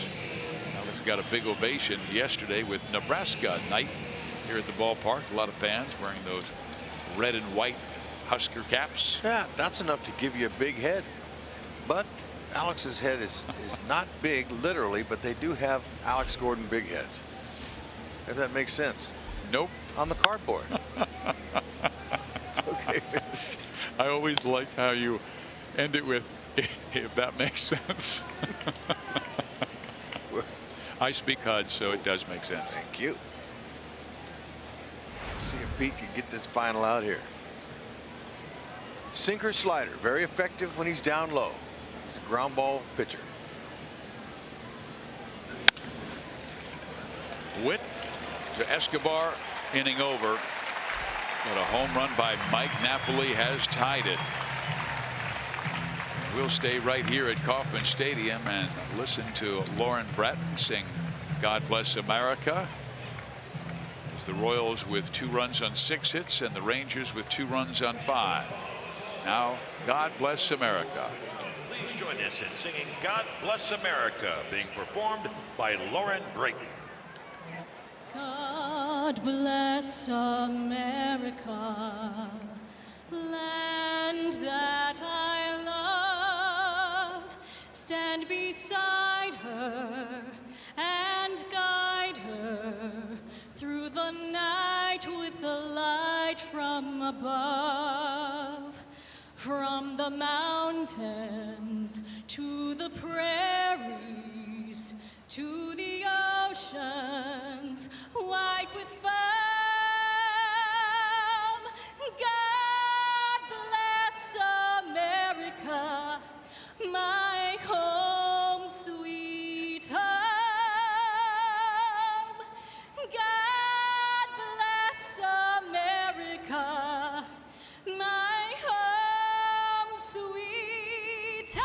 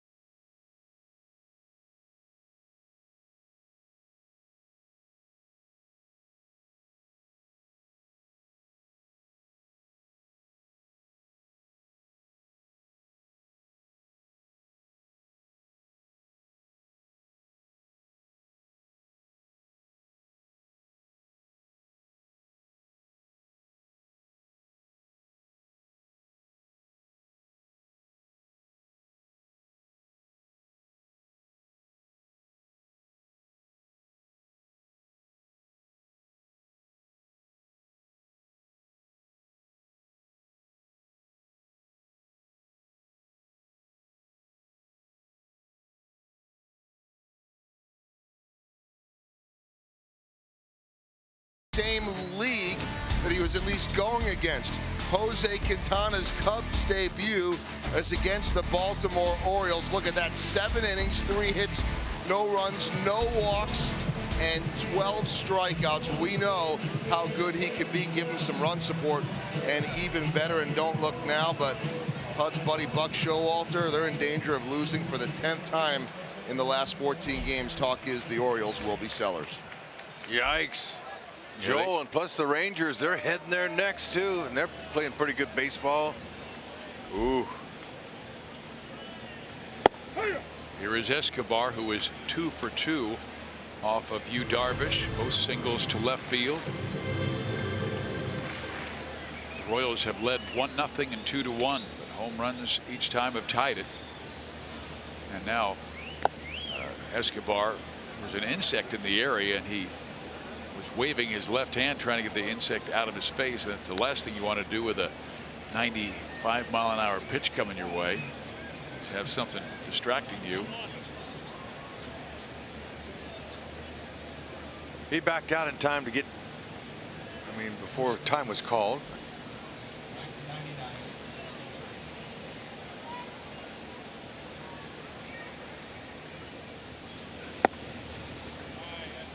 Two and one.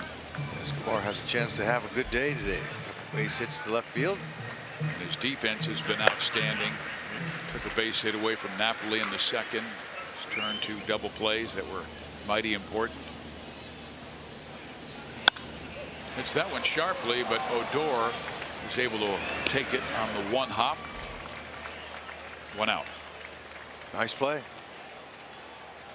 MLB.com At Bat is your #1 mobile app for live Royals baseball. Customize At Bat to stay close to the Royals with home screen icons, live scores, news, stats, video highlights, radio broadcasts, and more.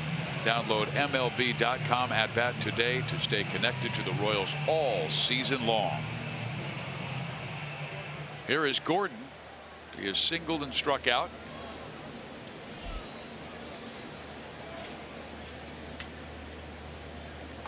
Darvish is right on his average.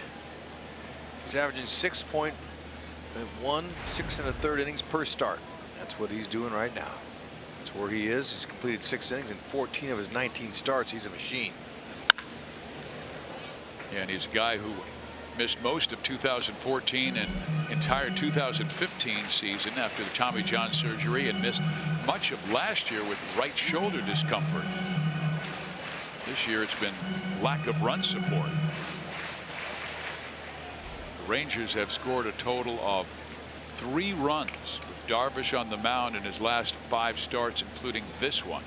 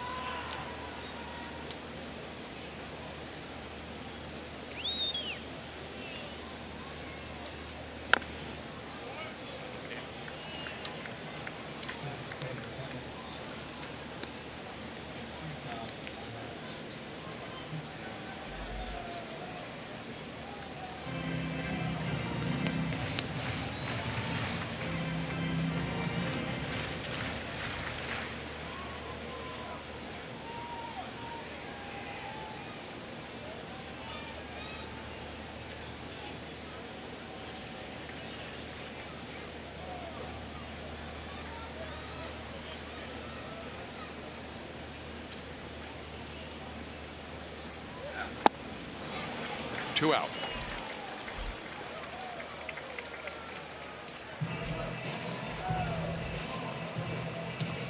Nice little breaking ball down and in.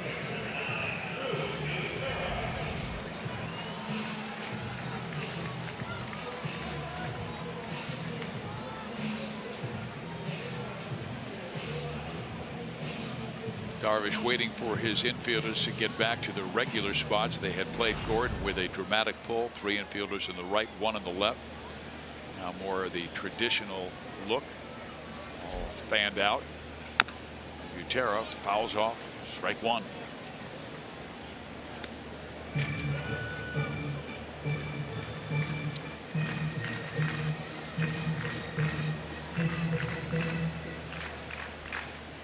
been some talk of Yu Darvish being on the trade market, this before the 31st of this month, but I don't see how John Daniels and the Rangers would do that when they have a chance for a wild card spot. Him and, like I said, we talked about the left-hander Cole Hamels who threw yesterday. Those two, that right and left combination there is good. Yeah, I think they'll be buyers. What they need is they need bullpen help. Yep. There's a base hit to left field for Drew.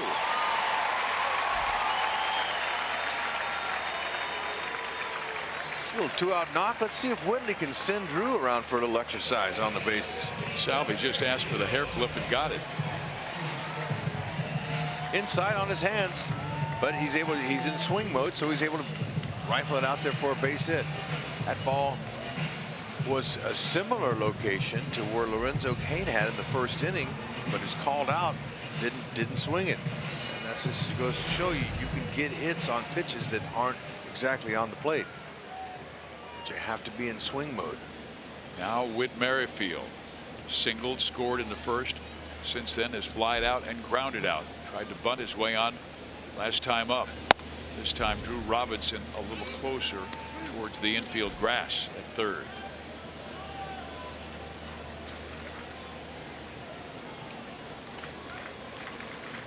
And here comes the pitching coach to visit with him. Doug Brocail will talk about how to work Whit Merrifield, because Whit does have a very good ability to take the ball with power to the opposite field, and better believe it. With two out, Butera could score on an extra base hit. Yeah, coming into this game, Whitley had 78 hits. 29 of those are extra base hits. That's a good percentage.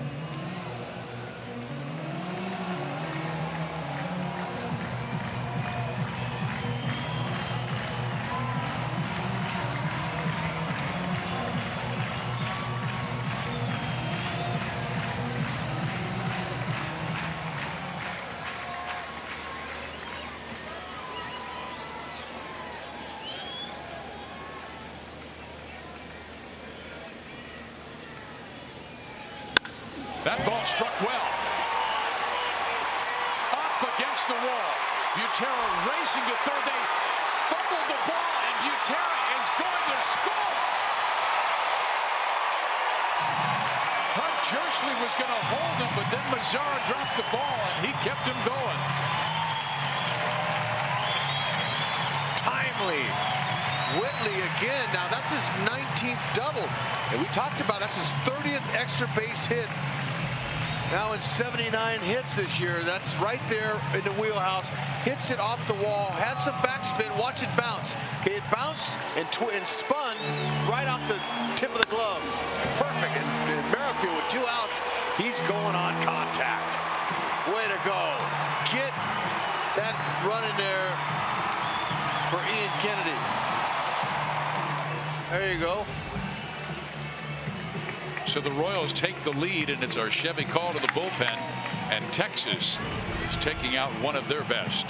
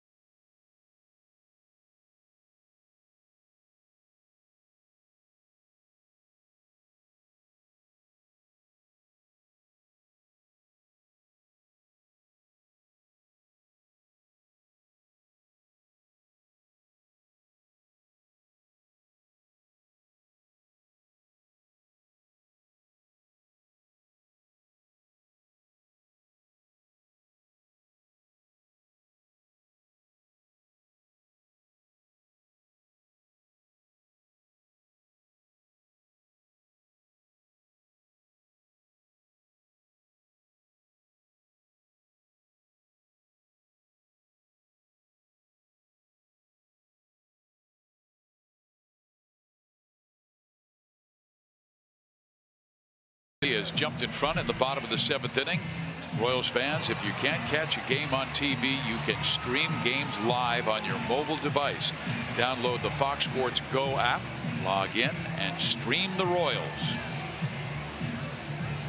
That was the 10th extra base hit in July for Whit Merrifield, and a lot of them have been clutch. I remember the big hits he had in Seattle when the Royals swept the Mariners on that road trip. And he comes through here at the K in the 7th inning to break that 2-2 tie. The new pitcher is Matt Bush. He's retired 15 of 17 in the last 5 games this month since he was removed from the closer role. All right, don't stop there. Go ahead and get another 2-out RBI. That'd be nice. Now tune your bat up. At 5'10", 190-pound Matt Bush, he'll throw it mid to upper 90s. Slider curve. Look for the heater. Stay short to the ball. Put it in play. Bonifacio knows. And they have changed the scoring on the hit by Merrifield. It's a double. An error on the left fielder Mazzara. No RBI for Whit. Whitley doesn't care. Gave the team the lead. He's multi-hit Whit.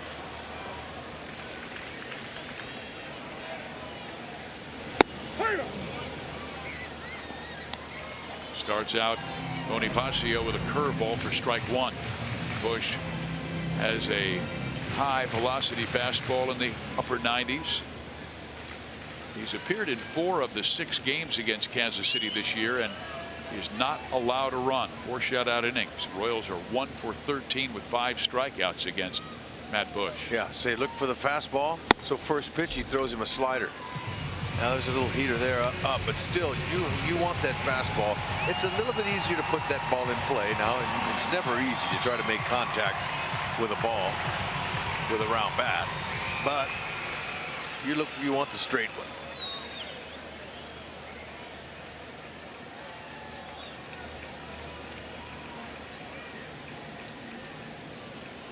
Now Bush stepping off, a little worried about Merrifield. On Friday, Whit attempted a steal of third base, would have stolen it, but Bonifacio fouled the ball off.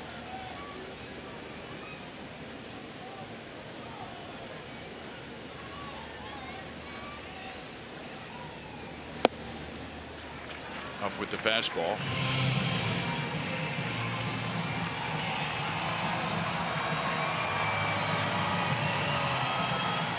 Jorge today singled his first time up. He's grounded out twice since. 2 errors in this game for Texas. None for the Royals.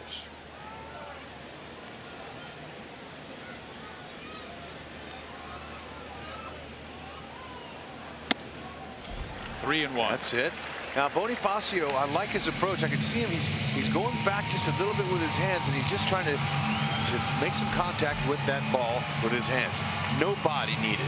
He's been very good with keeping his lower half of his body quiet, so he's not overextending and jumping.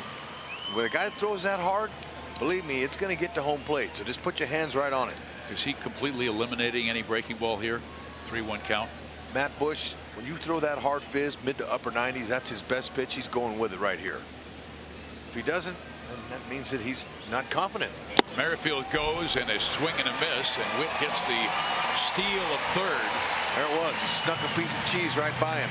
And that, like I said, that pitch at 97, 98 miles an hour, that's a good one. And Whit could have just walked in there. He'll take it. 15th bag. Now a ball in the dirt. Pass ball. He could score. Biggest lead in this game has been just 1. Ties Lorenzo Cain for the team lead in stolen bases, each with 15.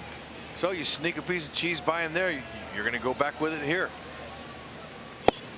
High ball 4. That's 99. That's firm. That's cheddar cheese there.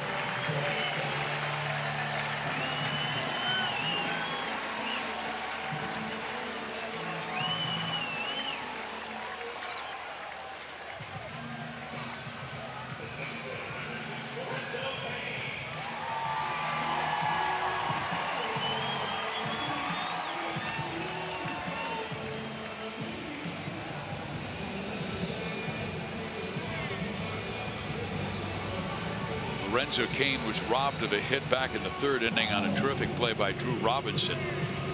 And then Mike Napoli came off the bag and made a fine play to grab the baseball and tag Cain as he roared by. Lorenzo going through a little difficulty offensively, just 4 hits in his last 32 times up.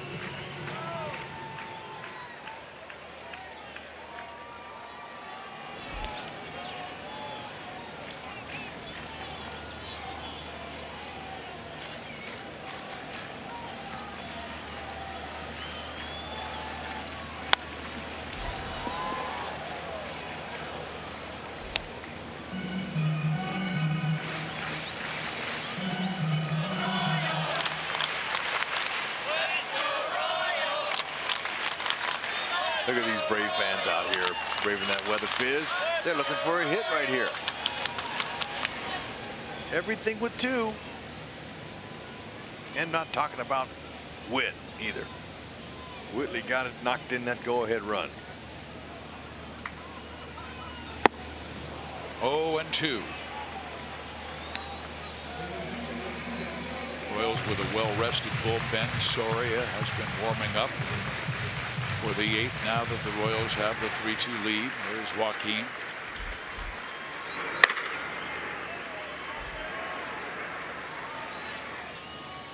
Shouldn't take too many pitches on an afternoon this warm to get loose.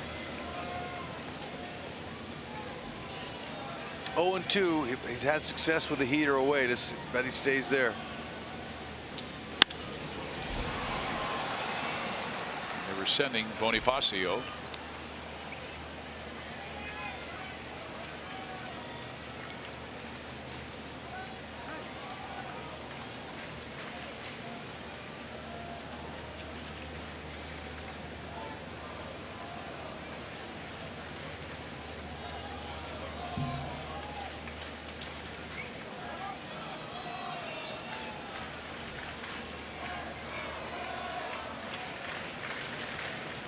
Bush has only thrown 1 wild pitch this year.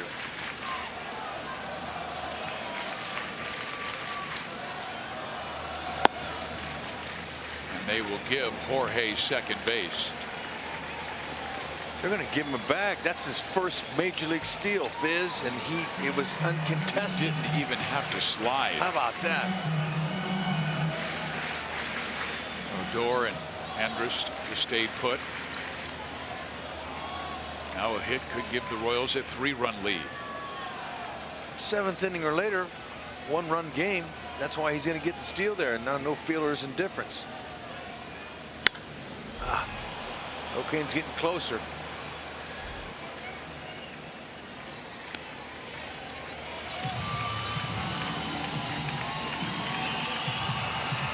No doubt about it, this is a must-win for the Royals. They've got to come out of this little 5-game losing streak. It's not like them. But you know what? Everything cycles in baseball. It all cycles. They'll get hot again. They're just in a little down swoon, and let it finish it here. Also end their 12-game losing streak to this ball club. That's right.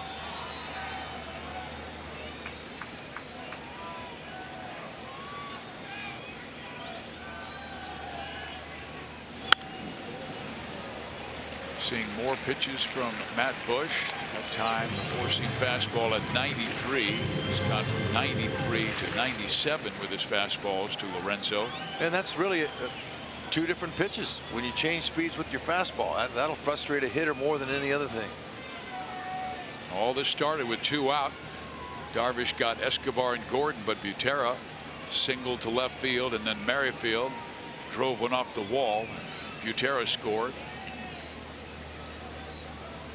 Bonifacio walked.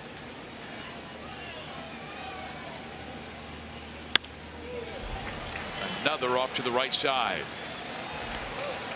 That last fastball at 99 miles an hour. And Lucroy calls time and wants to go out and visit with Matt Bush.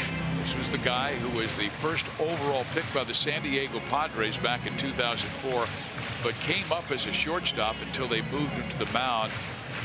And that's where he really blossomed. Great athlete, only 5'9" with a 99-mile-an-hour fastball. Second and third for the Royals, 2 out. He's getting closer. Maybe they'll put a wrinkle on this one. Yeah, there he did. Good job by locating. He spit on it. That's good. Wait for the straight one. He's getting closer on it. It's just, and that has that kind of giddy up on that heater, man. It's tough to catch it. It's got to be in the right spot. Like the battle here.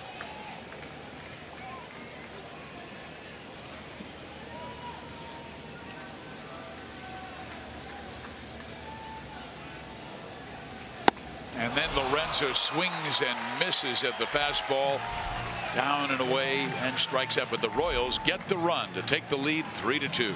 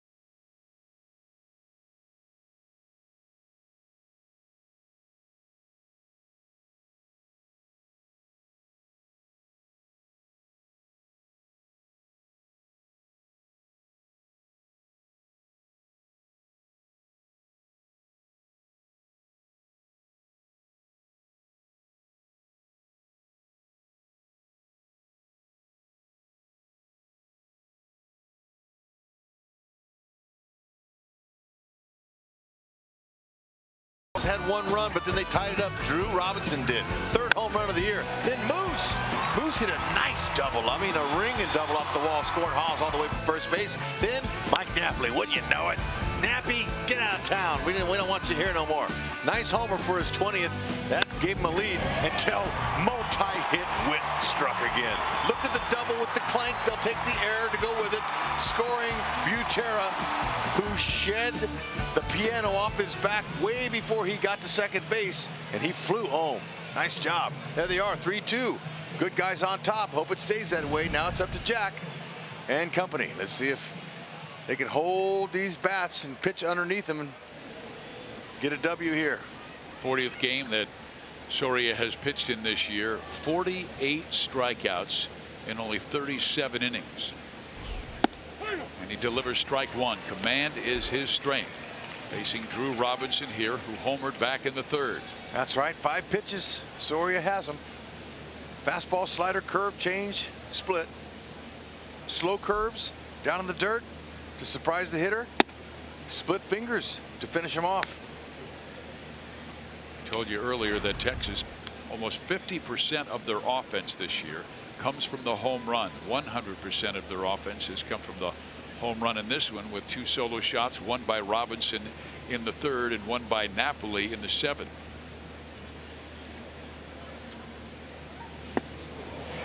Good off speed there. Dropped that curveball on the outside corner, and Drew swung over the top. Yeah, if you've never faced Soria before, you could be in trouble. Now this one here, we'd like, that's not a bad location, but don't hang it, because he took a hanging Kennedy pitch out earlier in the game. It was a curve too. Yeah, it was a curve. That one was just a little bit lower. See how the kid can handle Joaquin's split finger. That's a good one too. It's hard for the hitter to pick up the rotation on that one. He thinks it's a fastball.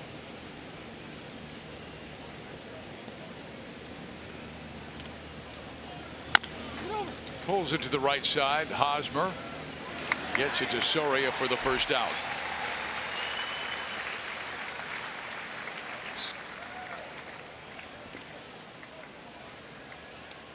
And Joaquin is tied for the team lead and were 10th in the American League with 11 holds this year. Okay, there it is. That's the split finger he likes to use when he has a hitter down 2 strikes, and when you hit it, you hit the top of the ball, and when you have a defense behind you like Soria does, those are outs.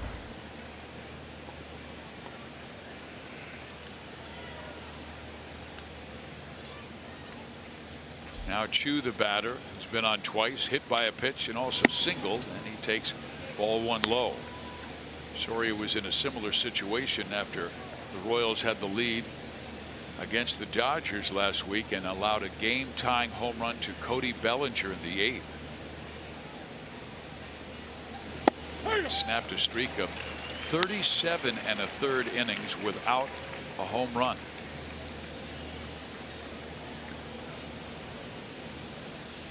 Chu, a patient hitter.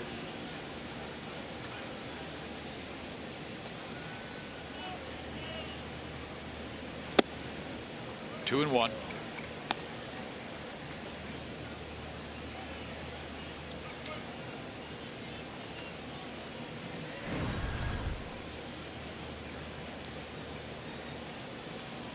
Joaquin spent some time with the Rangers after his great success with the Royals as their closer.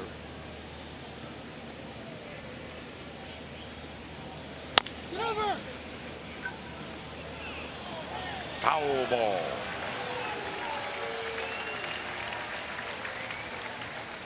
Too bad. Another inch. They'd had 2 outs there. Brian Onora, first base umpire, on the call.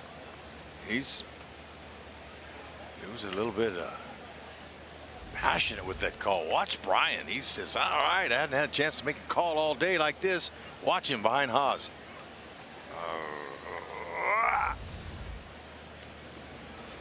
Careful, throw that arm out.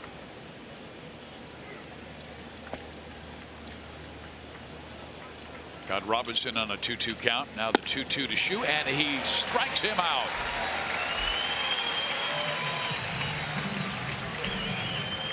Joaquin Soria has been a huge reason why the Royals have gotten back into this race, and they've solidified the bullpen. He's been steady. He's been good all year long. Just gave up 1 home run, and that was right before we left out on the break to Bellinger, the young man. He threw a changeup that was pretty well located on the outer half and down, and the kid went opposite field on him. But look, Soria, Jack, has been doing fantastic this season, and I hope he continues here through this one. 2.7 ERA since June 5th.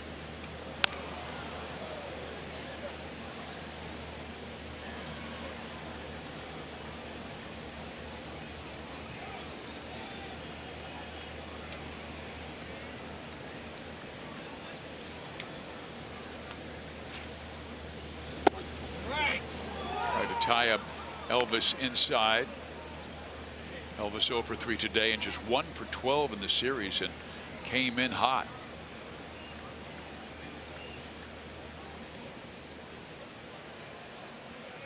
And Drew needs some surgery to his glove.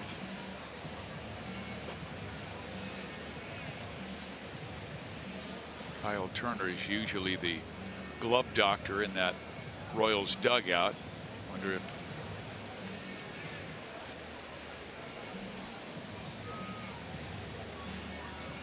a little break in the action here as the Royals, with a 3-2 lead, they grabbed the lead back in the first inning on a single by Merrifield. Eventually got to third base and scored in a wild pitch. Then after Robinson tied it, Moustakas doubled to give the Royals the lead, and then Napoli tied it, but the Royals jumped in front in the 7th with 2 out after a Butera single. Merrifield doubled in, drew with some help by the left fielder Mazzara's error. Swing and a miss, 1 and 2. New glove works.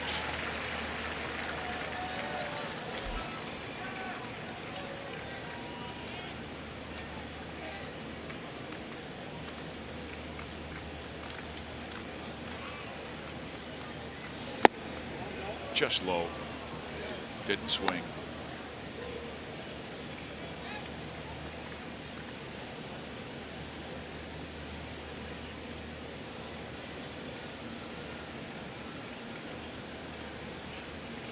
got the first two batters, Robinson and Chu, out on 2-2 counts, and now has the same count on Elvis Andrus.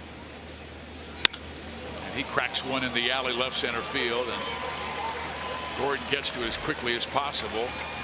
Just gets it into Escobar. Now the tying run is in scoring position for Nomar Mazara.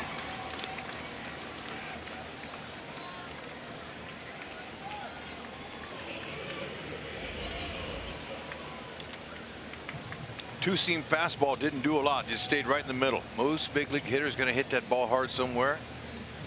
If you're a pitcher, you're hoping that you hit it at somebody, but Andrus' case, he put it in the right spot. And this will be the first at bat with a runner in scoring position for the Rangers today. Both of the runs came on solo home runs in the 3rd and the 7th. Now Mazara.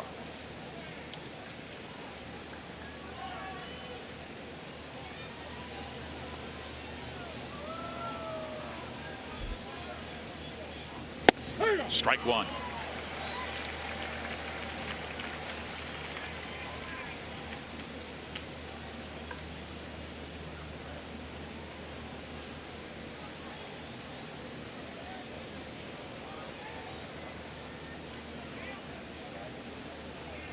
Royals infield playing Mazara to pull. Escobar almost directly behind second base, but still on the shortstop side.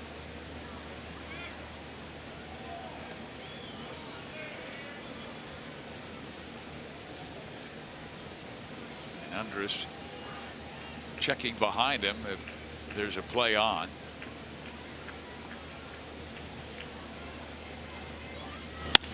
Up the middle. We are tied at 3. Rangers not going easy. Last 2 hits have been pitches that were up in the zone.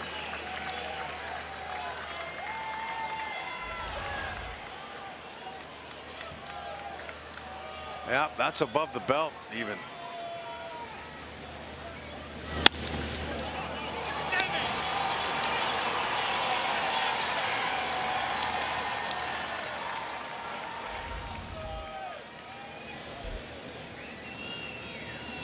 Now Beltre chases the first pitch he sees for strike one.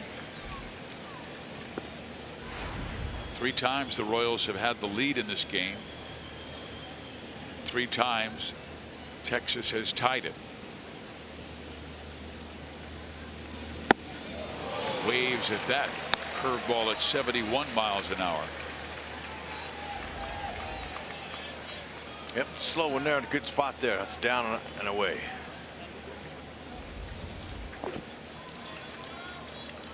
Got to be careful with Beltre. Anything out over the middle, he's so dangerous. He'll hit it out. Don't give him anything up. Keep it all down.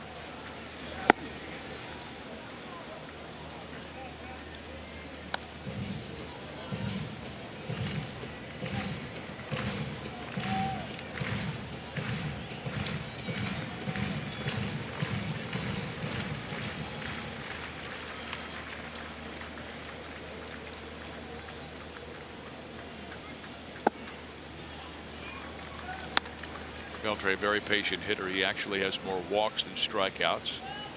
21 walks this year. He's popped up, struck out, flied out in this game.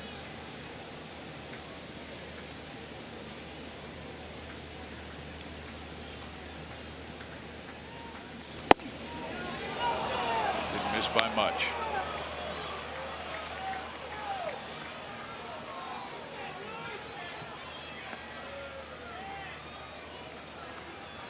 The bottom of this inning, it will be Hosmer, Moustakas, and Moss. And that's 3 straight left-handers, and I'm not sure if Claudio's available. Here's the pitch, foul off. So the Royals will have 3 left-handers. Claudio has gone in back-to-back games, and he is not warming up in the bullpen, so the Royal lefties will likely see the right-handed Bush in the bottom of this inning. Right now, Soria wants to keep it where it is, tied at 3. Yep, Mazara will be running on the pitch, so put that ball in play out anywhere in the gap. Too short. Escobar. But a run scores to tie it. When we come back, Hosmer, Moustakas, and Moss will be coming up.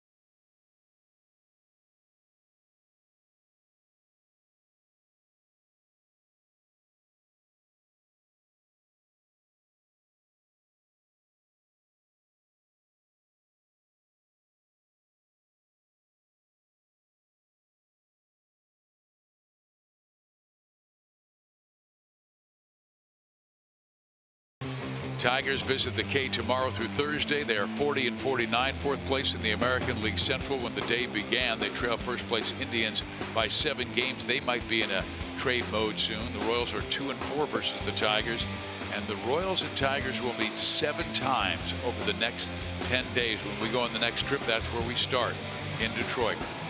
13 of Kansas City's final 72. It's that ball club. Well, we will see Alex Claudio. He was never warming up down in the Texas bullpen. Just came out, threw his 9 pitches, and says, I'm ready to go. He's worked back-to-back games for Texas and was able to pick up saves. Yeah, you know, he's going to throw a couple pitches, but like I mentioned, you know, it's awfully warm here, and when you don't throw all that hard, Claudio 83 to 86 miles an hour, doesn't take you long. 9 pitches out there in this heat, you're ready to go. He's a veteran. Fastball, slider, changeup. His changeup is his best pitch. Haas knows him well. Saw him last night. And he delivers a first pitch fastball at 86 miles an hour. He barely breaks a pane of glass, but it's that sweeping slider. Well located. Yeah, no, this is with the lefties coming up here. The 3 of them in a row. He's going to bring him in. He's very effective. And he has not shown Haas that slider yet, or that changeup. No. He'll throw the change to both righties and lefties. Haas, he owes him. It's 1 for 5. 2-1. Just Claudio's giving up just a 140 average with 1 homer against lefties. Tough to pick up. Arms and legs, all the movement, all the deception along with the windup. Look at that. Winding it down. And there's a chopper over the mound. Claudio gets to and throws out Hosmer. Can you believe that? What a play. Most pitchers, they can't get to that ball there. Claudio's showing some athleticism. Wow, Haas looking for another infield hit. I'm surprised he didn't get it. That bounced off the plate. Whenever it's off the plate, look at that, great concentration. And then he goes right to his throwing hand and throws him out. Some pitchers have a hard time chewing gum and walking, let alone making a play like that. Nice play. Moustakas has the most home runs off of a left-hander. by a Royal this year with 7. And he takes down low.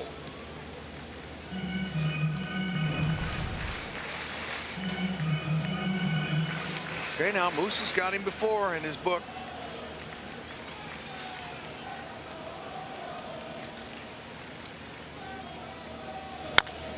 Slaps it to the right side. Fielded by Napoli, 2 out.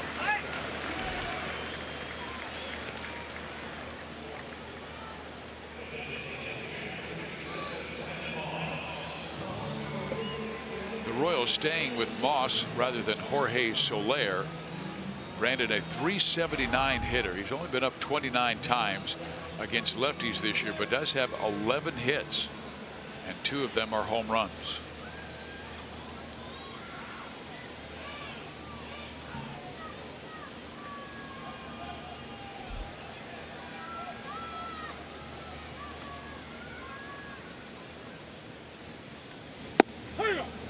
Strike 1. So that's the first pitch to all 3 lefties has been a fastball. So usually that's the best one. He tries to get ahead with that pitch, and then he's going to see Herrera loosening up to come in.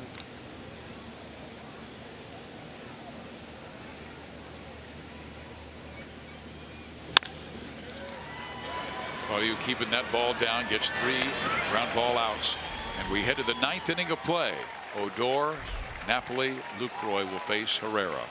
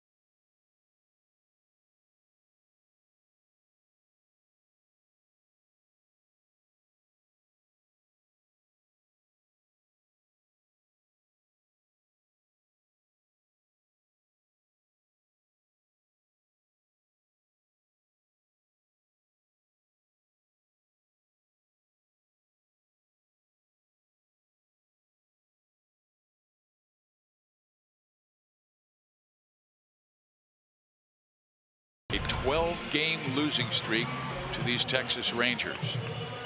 They are tied for the 2nd longest losing streak to 1 team with the Yankees. They lost 12 straight in '97-98. Baltimore 12 in 2006 and 2008. The all-time record is 23 straight back in the '69-70 season to the Baltimore Orioles.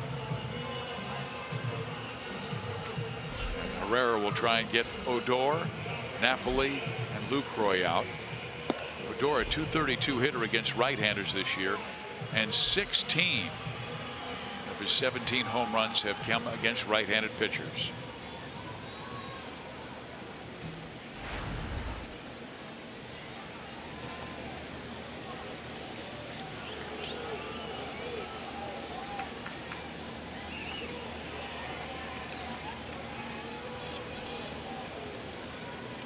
Royals, of course, will play Odor to pull, but not as dramatically as they did with Ian Kennedy. That's because Herrera throws 6-7 mile an hour harder, so they're gonna might be behind the ball a little bit, so they're playing it more straight up. Heskey did move a couple of steps, now even closer towards second base. Yep, upper 90s, upper 90s fastball, upper 80s changeup, and a slider that's effective when it's down.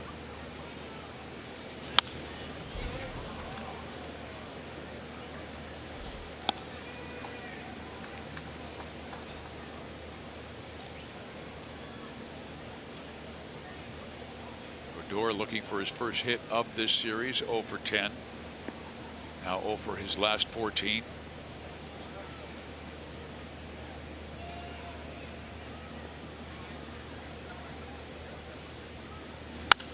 Fouled off. Oakland leads Cleveland early in that game 4-0 in the second inning, and that's who the Royals are chasing in the American League Central.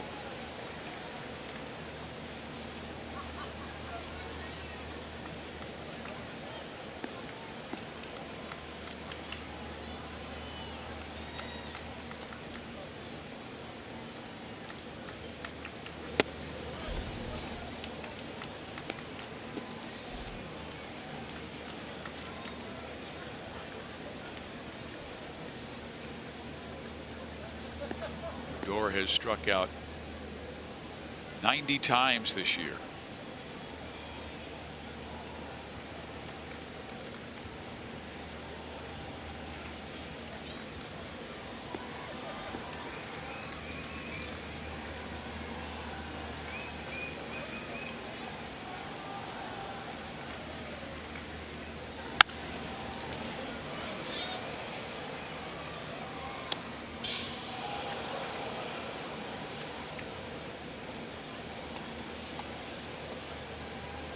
When you have success with that type of power fastball that Herrera has, you know, you want to stay with that in a situation like this. If you throw that changeup or that slider, that'll speed his bat up, and you got to make sure that it's not in the middle of the plate. He beat him on it. Odor, high fly ball to right.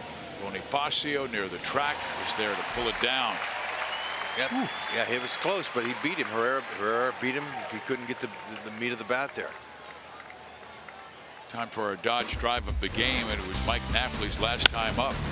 That was Tied the game. Yeah, that was a fastball that was up and away on the upper outer part of the strike zone. Napoli stayed with it the best he could and hit it out 402 feet. Earlier this season in Detroit, Salvador Perez hit a 425-foot out.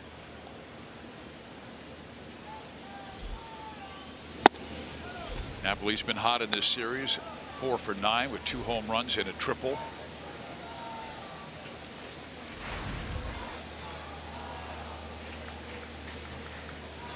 He has tremendous opposite field power. That triple came down the right field line and hit high off the wall. I'm going to be careful with a slider or a changeup with Napoli. I'm going to try to stay firm and stay up in the zone like he is now. Excellent low ball hitter, really good breaking ball hitter. Down. Ooh, that's it there. Now that's some good fuzz. That ball had a little bit of movement on it, little hair on it there, that's for sure. Look at that little two-seamer running coming in. Good spot off the plate.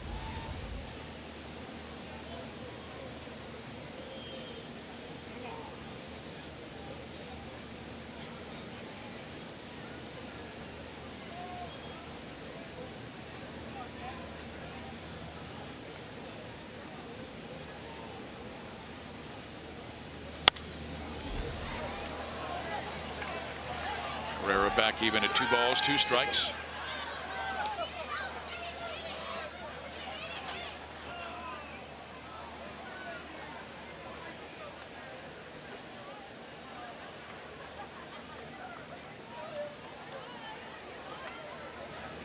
Napoli now with 20 home runs, and 14 have been against right-handers. He knocks that one foul.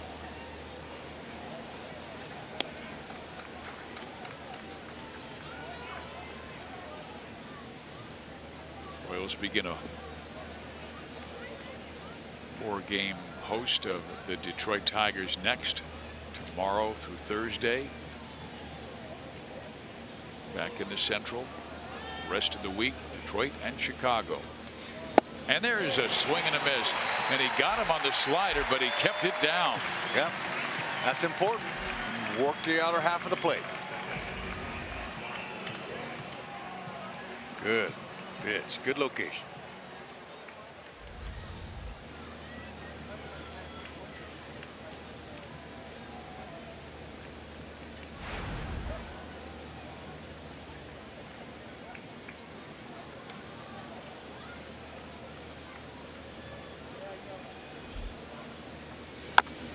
Lucroy taps it on the plate. Herrera up with it, and he will throw out Lucroy. So good job by Herrera. 1-2-3. The Royals will have the bottom of the order coming up in the 9th inning. Escobar, Gordon, and Rubutera.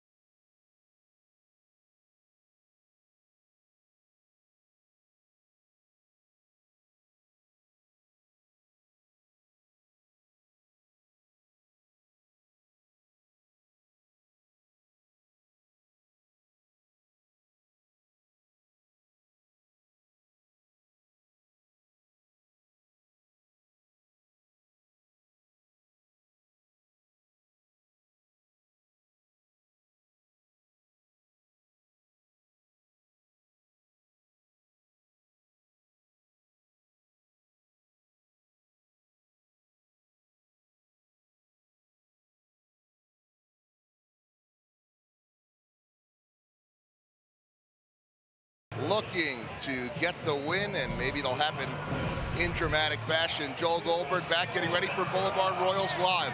Coming up with Jeff Montgomery. Could the Royals have their 4th walk-off of the year? Plus, Ian Kennedy quality again. He has got a nice roll going and certainly did his part. Now, it is up to the Royals bats to try to get the win. We've got it all coming up on Boulevard Royals Live. Thank you, Joel. And they will try and come back on a guy they beat when he was a member of the Toronto Blue Jays back on June 23rd. Really this year, 28 games in the American League, 2-4 record, 6.35 ERA. We told you they've had trouble with their bullpen this year, but in this series, if we take a look at that flashback, Whit Merrifield ripped it off the wall. That's right. Maybe we can relive that magic. Really not overpowering. He's a veteran. How about that body slam there?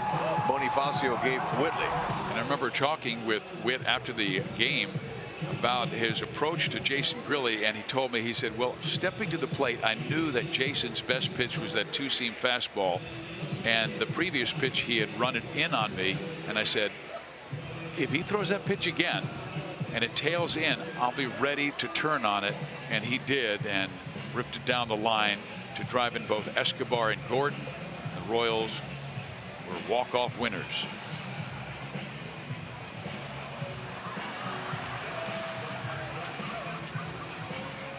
Do a little mounds grooming here. Really, the very first pitch he threw, Hud, he stumbled. And then he's been working on that mound ever since. Well, it's awfully dry by this time of the game. I mean, it's late. It's 9th inning. So got a little bit of water, maybe a little bit of moist clay they'll kind of put in there and kind of make that landing a little bit easier and softer. And what it is it's a hole's developed there, and it can be dangerous. A pitcher could twist his ankle there if he's not comfortable, especially a veteran like Grilli. He's been on every mound there is in America. He knows. So they're gonna put a little bit of that clay in there. It's a little moisture, a little tamper coming, a little bit of water, and then hear all that stuff come. The tamper is the device they use that mashes the dirt down. You slam it down, you put a little moisture in there, and there you go, right here. Fix it up just like that. Trevor Vance's ground screw, one of the best in the business out here in the Midwest. Don't have the greatest weather conditions to take care of your field, but these fellows do a great job. Thank you very much. So Grilli will go to work. He has retired all 6 batters faced in the 2 games with the Rangers. 4 strikeouts since joining the active roster on July 3rd. He was acquired in a July 2nd trade with Toronto, along with cash considerations in exchange for a minor league outfielder by the name of Edward Pinto. So he is ready. Throwing not a good one to the second baseman, but Really, 90 to 92 with his fastball. He's a fastball slider, two-pitch guy. You don't have to think too much up there. Look out over the plate. he is a veteran, 40 years of age, and he has pitched in 37 different ballparks. I knew it. I knew it. I'm telling you, a veteran like that, he's been around. But we'll see if the Royals can put a little run across the plate here. All they need is one. Eske, one more hit. He's at 230. Over. Set that table up. Don't have to do it all yourself. Although walk-off home run, pretty nice. We saw Dale Swaim, the hitting instructor, talking with both Escobar and Alex Gordon and the guys coming up in this inning about what he has. That's right. Salvador Perez there checking the book out as well, who likely will be hitting for Drew. The book and the tablet of knowledge.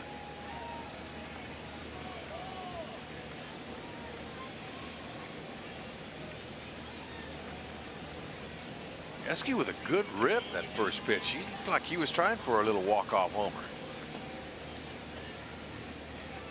He had a home run on Friday, and he swings and hits that one to right center field. It is going to drop, and the Royals have a chance here in the bottom of the ninth. Tied at 3, winning run on. Yeah, I'm not so sure about the positioning out there with Chu. I mean, he was deep, and with Escobar, he's not a threat to go deep to right field at all. And that ball dropped by plenty. Look how deep. I mean, Chu was way back there. That's an out. Should have been. Because we see a lot of right fielders play him very shallow. Thank you. We'll take the gift. Let's see if the boys can move the line along. Salvador Perez reaching the on-deck circle. That's Eske's 5th 3-hit game of the year. Now Gordon wants to advance him. Put him at 331. Escobar now. That's good. Now let's just keep moving the line along here.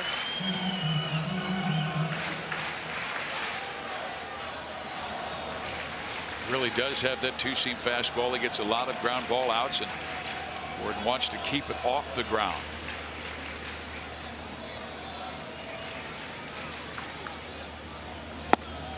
Two and 0.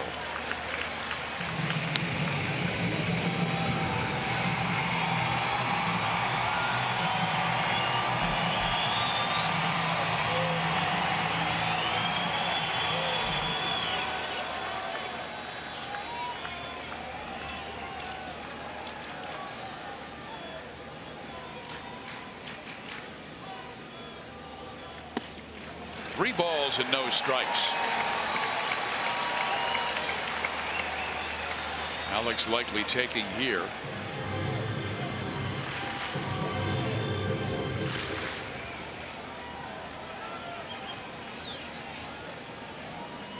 Sometimes 3-0 is not a bad pitch to ambush. He's going to throw you a strike. No, we didn't. They'll take it. How about that? All right. Wasn't even close. Nobody up in the Texas bullpen. And here comes Salvador Perez.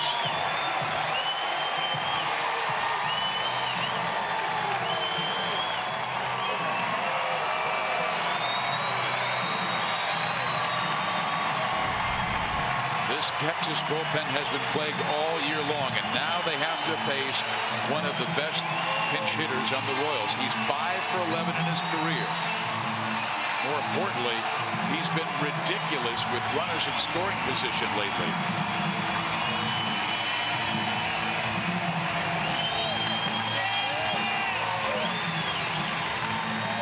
Gurley just has to be very effective with his location in order for him to get out of this mess here. Salvador Perez, he likes to swing early and often.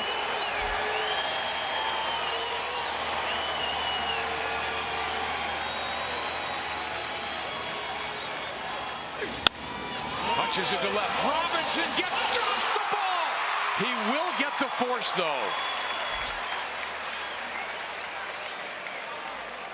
I'm not sure why Escobar stopped. going towards third.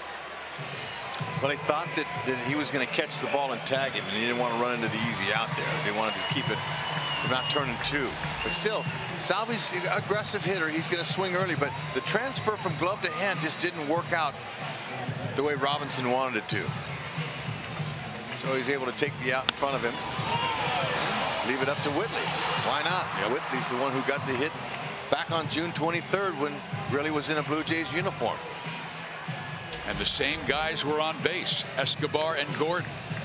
He scored both of them. All he needs is the one at second base.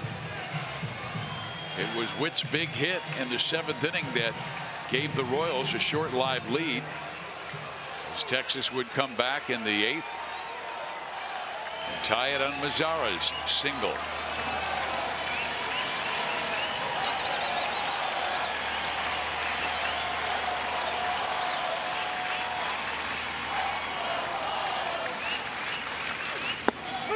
Strike 1.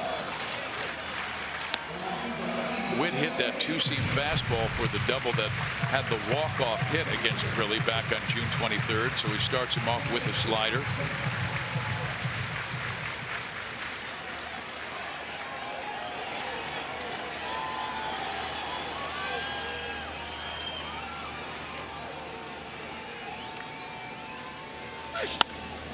Oh, 0-2.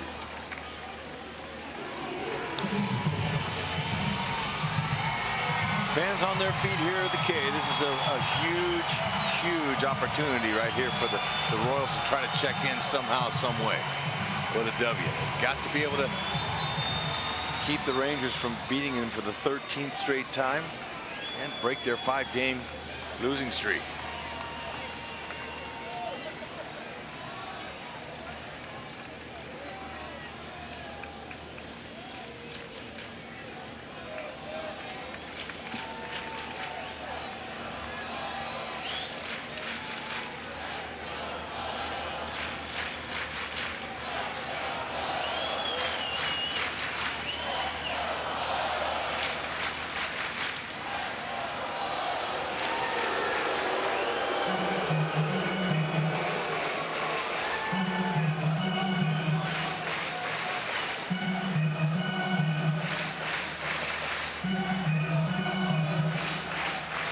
Single by Escobar, a walk to Gordon.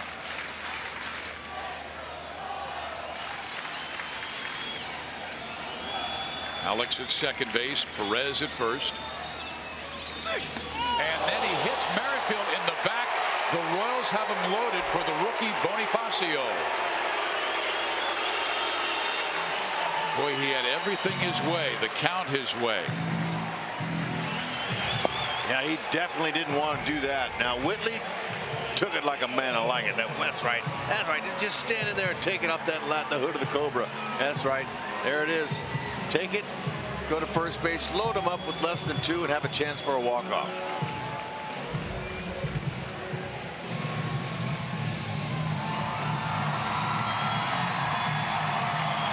What is Jorge's approach here? Look out over the plate and early. Lots of times you don't want to put the pressure. The pitcher does not want to put pressure on himself by throwing ball 1. They want strike 1. So look early and look to get some elevation. Don't want to hit it on the ground. Double play is not going to help you. So stay inside the ball. Don't roll the top hand. Shoot it to right center. Strike 1. First pitch slider, much like he threw Merrifield.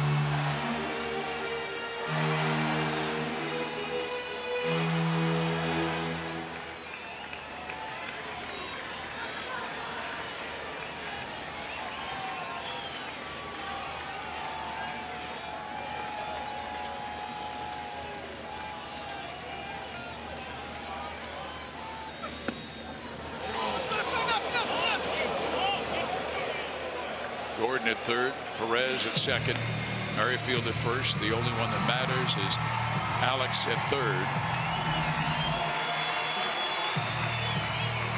Look at Lucroy, man. You know, it almost went between the wickets now, and it did kick off home plate umpire Paul Emmel's heel.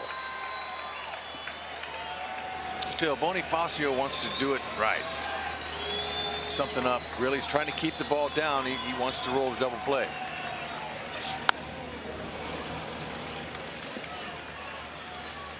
with that slider.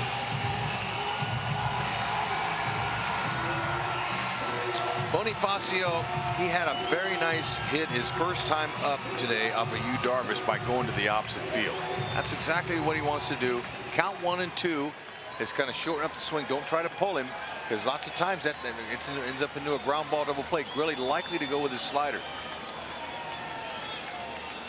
Right side of the infield, they're in. Way upstairs. 2 and 2.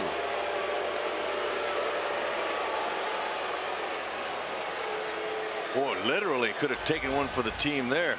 That would have worked. But not where that is. That was a little bit too close to the chin. And what that is was a setup pitch. That inside trying to brush it back. Now, Grilli wasn't trying to go that far up and in, but that sets up the slider away. It seems like he's had better command of that slider than his two-seam fastball.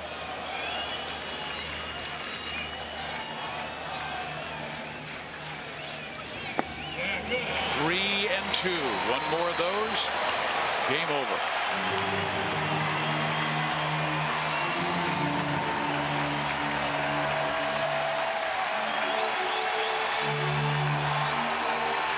$22,163 on their feet at the K.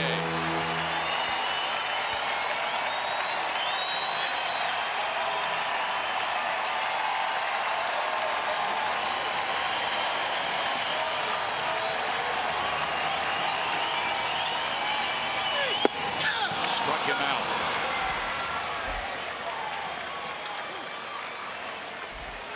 Okay, Grilli, he stayed firm and he's all fired up right now. He liked him. See a pitch by pitch, breaking ball, two-seamer. See, he's got some good movement on his pitches there, and he's doing a good job here. Now, that was a little setup pitch. Okay, there's the breaking ball down, almost got away, and then he stayed with a 92, the good runner across the middle. Showing a little bit of emotion there. As he's excited. He made a good pitch. Now the Royals need a hit. For a ball in the dirt that gets away, allowing Gordon to score. Cain has been in a slump. Just 4 hits in his last 33 times up, so he is due.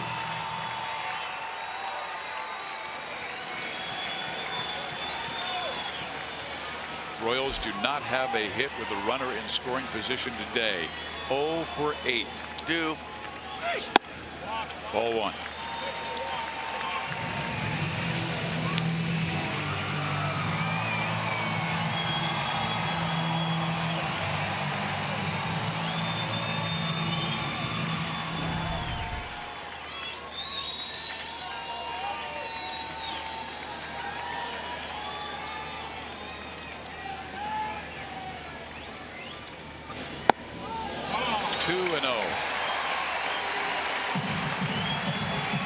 Been one of the most disciplined hitters on the team this year. If he walks one more time, he will tie his career high.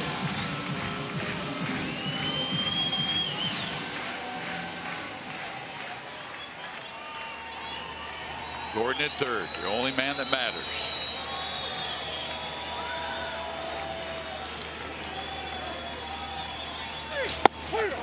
Strike in there, looked like Lorenzo was taken. All the way.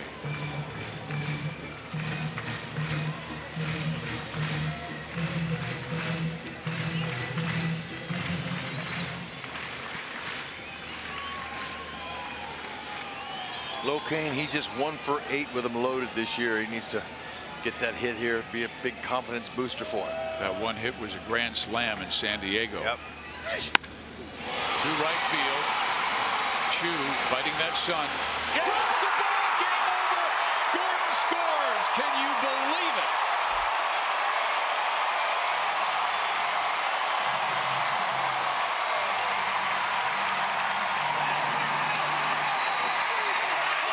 All right. That's going to go down as a game-winning single, a walk-off, as the sun obviously played a huge part in that. But it doesn't matter. The Royals will take the win no matter what's called. The sun has been a problem for fielders all day long. Especially Lorenzo Cain. And Cain made the catch every time, and Lorenzo then comes through with the game-winning hit. shoe blinded by the sun. Ball glances off his glove, and the Royals are walk-off winners, and they end the 12-game losing streak to Texas. Yep. Better than that, they lose their own 5-game losing streak there. They started before the break. Now look at this. This is tough all the way. There's no question about that. He lost it right there. He never even saw it. He did all he could to probably get his glove on there, but hey, hang with him. Royals are winners today.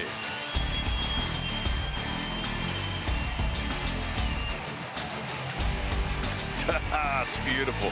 Give the boys a little something to celebrate. They've been playing some pretty good baseball in this series. They just were on the wrong side a few times. Yeah, they lost on Friday 5-3, lost last night 1-0, and they win by 1 today. And a big win for the Royals. They're back at 500 at 45-45. And let's go to Joel. Well, you take the hits any way you can get them, and as someone that fought the sun all day long, what was your thought off the bat there, Lorenzo? Pop up right, you know. I just want to thank the sun for being right there. Appreciate it. But Lo, you know how tough it was. What kind of challenge was Mother Nature in that sun today out there? It's definitely tough. They say the sun is straight on you, so you do the best you can. You try to battle, try to make plays, but like I say, sometimes it wins. Hey, you take it however you can get it. I don't know where Salvi is. Your buddy should be showing up here at some point, right? Maybe not. How about the importance of today, too? I mean, some very close games here this weekend, but just to stop that skid in its tracks. We definitely need a win today. Was on a tough losing streak there, so to get a win today was huge. So hopefully we just keep it going. All right, we'll let you go cool off. Great job with the walk-off. All right, thank you. Hey, he'll take it anyway. Don't have to apologize for it, Fizz and Hud. It is a walk-off win for Lorenzo Cain and the Royals. Absolutely, and when you are in desperate search of a victory after losing 5 straight, you'll take them any way you can, and with help from the sun, the Royals are 4-3 winners. We'll be right back.